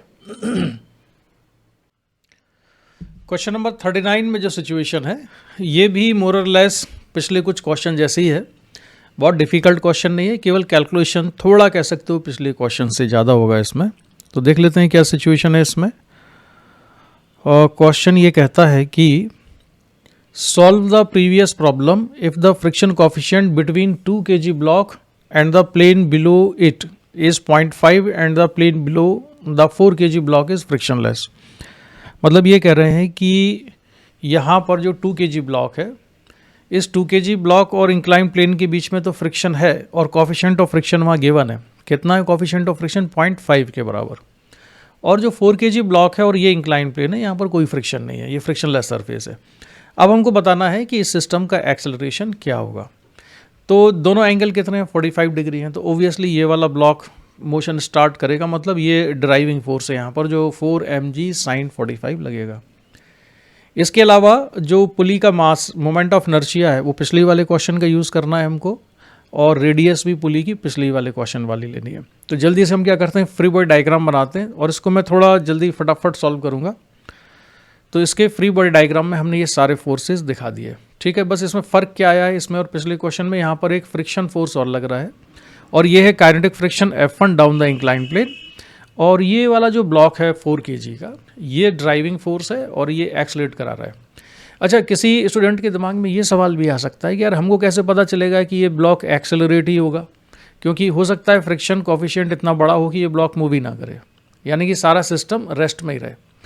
तो उसके लिए क्या कर रहे हैं हम, मान लेते हैं कि ब्लॉक 4 kg का एक्सेलरेशन ए से नीचे जा रहा है, इसको हमने सॉल्व किया और सॉल्व करने के बाद अगर एक्सेलरेशन नेगेटिव आता है, इसका मतलब ये है कि ये ब्लॉक मूव नहीं किया है, ये ब्लॉक डाउनवर्ड डायरेक्शन में एक्सेलरेट नहीं हुआ।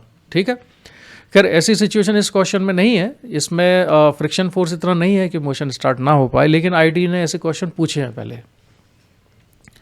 तो हम क्या करते हैं, सबसे पहले 2 kg ब्लॉक पर मैं न्यूटन सेकंड लॉ से इक्वेशन लिखता हूँ इंक्लाइन प्लेन के अलाउंग। तो ये ब्लॉक जा रहा है नीचे और ये 2 kg ब्लॉक जा रहा है अप द इंक्लाइन प्लेन। तो ड्राइविंग फोर्स इस ब्लॉक के लिए कौन सा है, T1 है, यानी कि T1 minus friction minus 2g sine 45 equal to M लिखेंगे हम। और 4 kg के लिए क्या इक्वेशन हो जाएगी, इसके लिए इक्वेशन होगी 4g sine 45 minus T2 equal to mass into acceleration. तो ये इक्वेशन आ गई 4g sine 45 minus T2 equal to 4a के बराबर, न्यूटन सेकंड लॉ से डाउन द इंक्लाइन प्लेन, इसकी इक्वेशन लिखी। अब साइन 45 की हम वैल्यू रख लेते हैं 1/√2, तो ये हो जाएगा 4g/√2 माइनस 4a, ये इक्वेशन नंबर 1 आ गई। मैंने T2 की वैल्यू निकाल के रख ली इससे, है ना। अब क्या करते हैं हम 2 kg ब्लॉक के लिए इक्वेशन लिखते हैं। तो 2 kg ब्लॉक के लिए मैंने इक्वेशन लिखी, तो ये ऊपर जा रहा है ब्लॉक, तो ये होगा T1 minus friction force minus 2g sine 45 equal to mass into acceleration, जैसा कि आप लिखा देख रहे हो। ये फ्रिक्शन कौन सा है, F1, ये काइनेटिक फ्रिक्शन है। काइनेटिक फ्रिक्शन की एक ही वैल्यू होती है म्यू एन के बराबर, और एन कितना है यहाँ पर, N1 है, और N1 कितना है mg cos 45, तो m कितना है 2, तो ये 2g cos 45 हो जाएगा। तो जल्दी से हम इसकी वैल्यू रख के आगे बढ़ते हैं। तो ये मैंने वैल्यू रखी और फिर इसको थोड़ा सा एडजस्ट करके T1 की वैल्यू निकाल ली। ठीक है, म्यू की वैल्यू भी सब्स्टिट्यूट कर दी, तो T1 कितना जाएगा 2a प्लस 3g/√2। T1 की वैल्यू निकाल ली से मेरा मतलब ये है कि T1 को मैंने a की टर्म्स में लिख लिया, T1 की वैल्यू नहीं निकलेगी अभी। अब हम क्या करते हैं, पुली के लिए इक्वेशन लिखेंगे। ठीक है, तो पुली के लिए सेंटर ऑफ मास के अबाउट टॉर्क की इक्वेशन लिखी मैंने, T2 into R minus T1 into R equal to I alpha. T2 इसमें ग्रेटर टेंशन है एज कम्पेयर टू T1। अब इसके बाद क्या करते हैं, हम देखते हैं कि इसको हम एडजस्ट कर सकते हैं, T2 minus T1 equal to alpha I upon R के बराबर, ये हमने एडजस्ट कर लिया। और हमको क्वेश्चन में जो वैल्यू गिवन थी मोमेंट ऑफ इनर्शिया की, वो 0.5, जो क्वेश्चन नंबर 38 था वही वैल्यू यूज़ करनी है, तो उसमें थी 0.5 मोमेंट ऑफ इनर्शिया की वैल्यू ऐसा यूनिट में। रेडियस था 10 सेंटीमीटर, उसको मैंने मीटर में कन्वर्ट करके लिख लिया है 10⁻⁻1 मीटर के बराबर। ठीक है, अब देखो हमारे पास जो इक्वेशंस हैं, ये इक्वेशन है 3, और अननोन क्वांटिटीज़ कितनी है, अननोन क्वांटिटीज़ ज़्यादा हैं, तो एक इक्वेशन की और ज़रूरत हमें। ठीक है, कितनी अननोन क्वांटिटीज़ हैं, T1 नहीं पता हमको, T2 नहीं पता हमको, अल्फ़ा नहीं पता, A नहीं पता।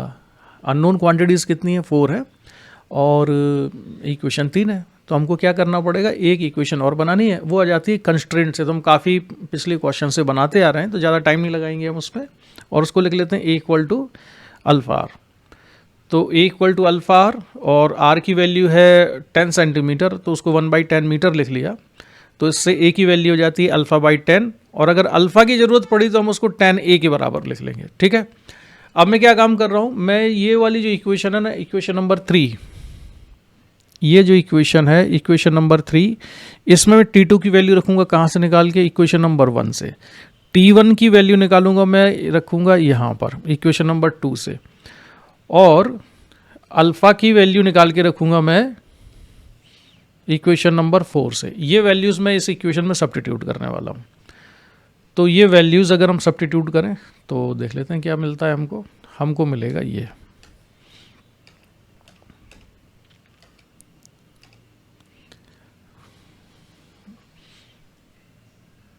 अब मैंने क्या काम किया, वैल्यू सब्स्टिट्यूट करना शुरू की फटाफट। तो इक्वेशन नंबर किस में वैल्यू रख रहा हूँ मैं, 3 में, और पहले मैंने T2 की वैल्यू रखी, T1 की वैल्यू रखी, और फिर इसके बाद अल्फ़ा की भी वैल्यू रख दी है। ठीक है, ये सारी वैल्यूज़ रख दी हैं। मैं थोड़ा और लेफ़्ट साइड मूव कर जाऊँ ज़रा, जिससे कि आपको थोड़ा क्लियरली विजिबल होने लगे। ठीक है, अच्छा इसको सिंप्लीफाई करो। इसको सिंप्लीफाई करने के बाद ये इक्वेशन बनेगी जो आप देख रहे हो, और यहाँ से हम A की वैल्यू कैलकुलेट कर लेंगे। ए इक्वल टू आ जाएगा सॉल्व करके 0.125 मीटर पर सेकेंड स्क्वायर के बराबर। तो कैलकुलेशन ही ज़्यादा था, इक्वेशन तो हमने बनाई ली थी यहाँ पर, और इक्वेशन बनाना आप सीख चुके होंगे पिछले जो 4-5 क्वेश्चन हम सॉल्व करते आ रहे हैं उसके बेसिस पर। तो इसको हम यहीं पर डिस्कशन को कंप्लीट करते हैं और बढ़ते हैं नेक्स्ट क्वेश्चन की तरफ। अब है क्वेश्चन नंबर 40 हमारे सामने, और इस क्वेश्चन में क्या सिचुएशन है ये देख लेते हैं। क्वेश्चन ये कहता है a uniform metre stick of mass 200 gram. तो एक यूनिफॉर्म मीटर स्टिक है जिसका मास 200 ग्राम है, is suspended from the ceiling through 2 vertical strings of equal length fixed at the ends. A small object of mass 20 gram is placed on the stick at a distance of 70 centimeter from the left end. Find the tension in the 2 strings. ठीक है, तो इस situation को हम एक diagram में से represent कर लेते हैं। तो उसके लिए मैं एक डायग्राम दिखाता हूँ आपको।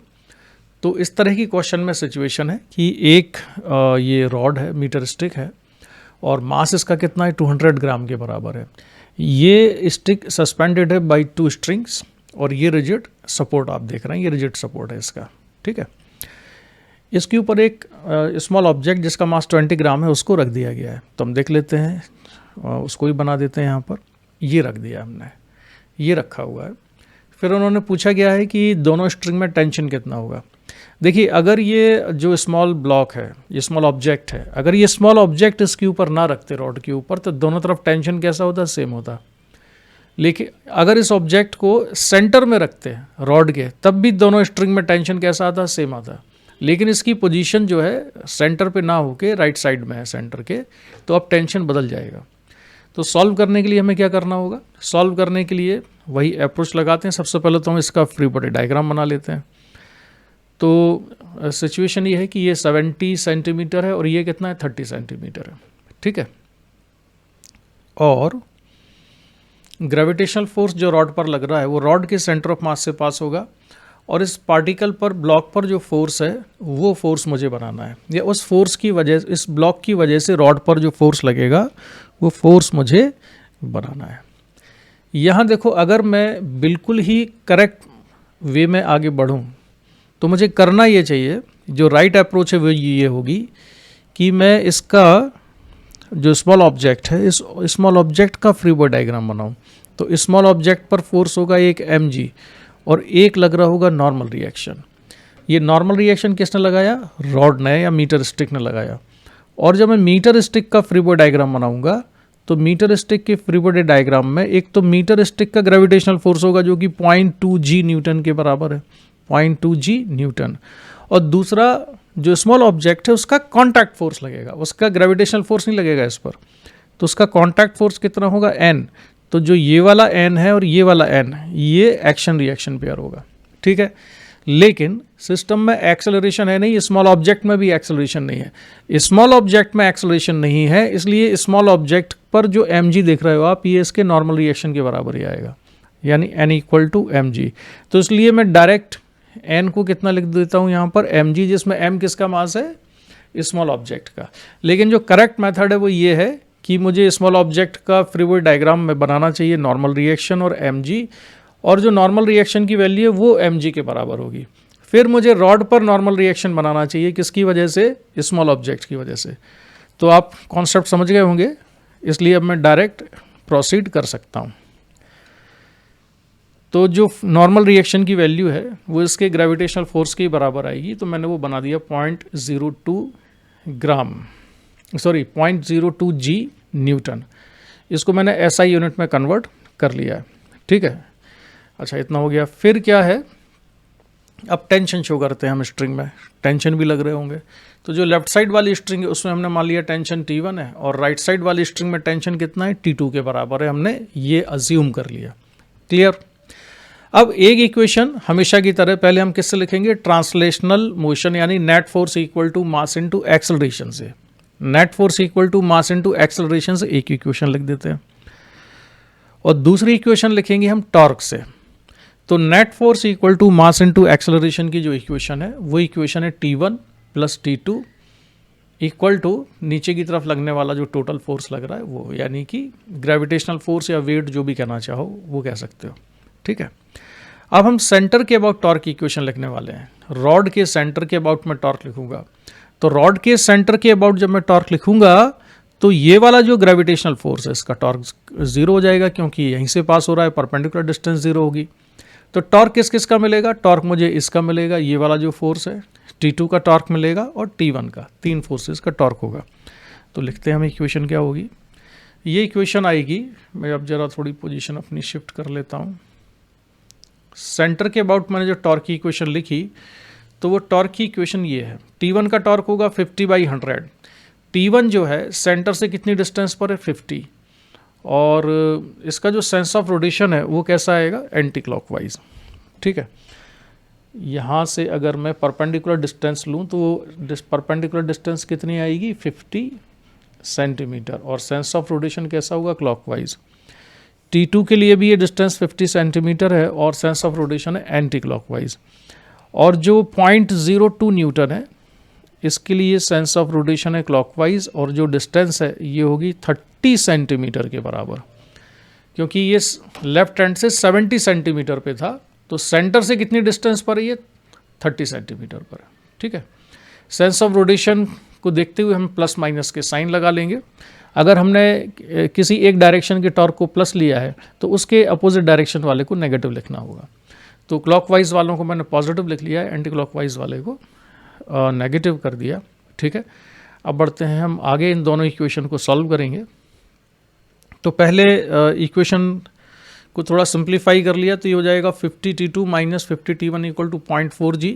50 से डिवाइड कर देते हैं तो T2 minus T1 equal to, simplify करने पर आ जाता है G/125। This is equation number 2। And what is equation number 1? Equation number 1 ये है हमारे पास। ठीक है, अब हम इन दोनों को सॉल्व करके T1 T2 की वैल्यू निकाल लेते हैं। 2 अननोन क्वांटिटी है हमारे पास और 2 ही इक्वेशन है, इसलिए इन दोनों को सॉल्व कर सकते हैं। तो इस इक्वेशन को उठा के मैं ज़रा यहाँ रखता हूँ। T1 plus T2 equal to, ये है 0.2 और ये है 0.02, तो ऐड हो गए ये कितना हो जाएगा? 0.22G के बराबर। ठीक है, तो इसको मैंने लिखा यहाँ पर T1 plus T2 equal to 0.22G के बराबर।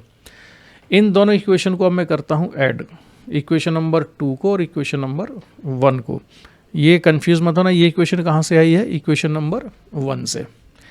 अब मैं इन दोनों इक्वेशन को ऐड करता हूँ, तो ऐड करूँगा तो जो T1 है और माइनस T1 ये कैंसिल हो जाएंगे, बचेगा कितना? 2T2 equals to 0.22G plus 1/125G के बराबर, ये इतना बचता है।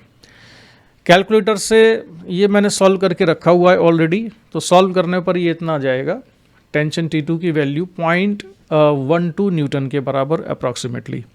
और T2 की वैल्यू किसी भी एक इक्वेशन में रख देते हैं, तो T2 की वैल्यू उठा के मैं इसी में रख देता हूँ, ये वाली जो इक्वेशन थी। तो यहाँ से T1 आ जाएगा, T1 equal to 0.22G minus T2 के बराबर। T2 की वैल्यू 1.12 हमने कैलकुलेट कर ली, उसको सब्स्टिट्यूट कर दो, तो सॉल्व करने पर ये टेंशन आ जाता है 1.04 न्यूटन।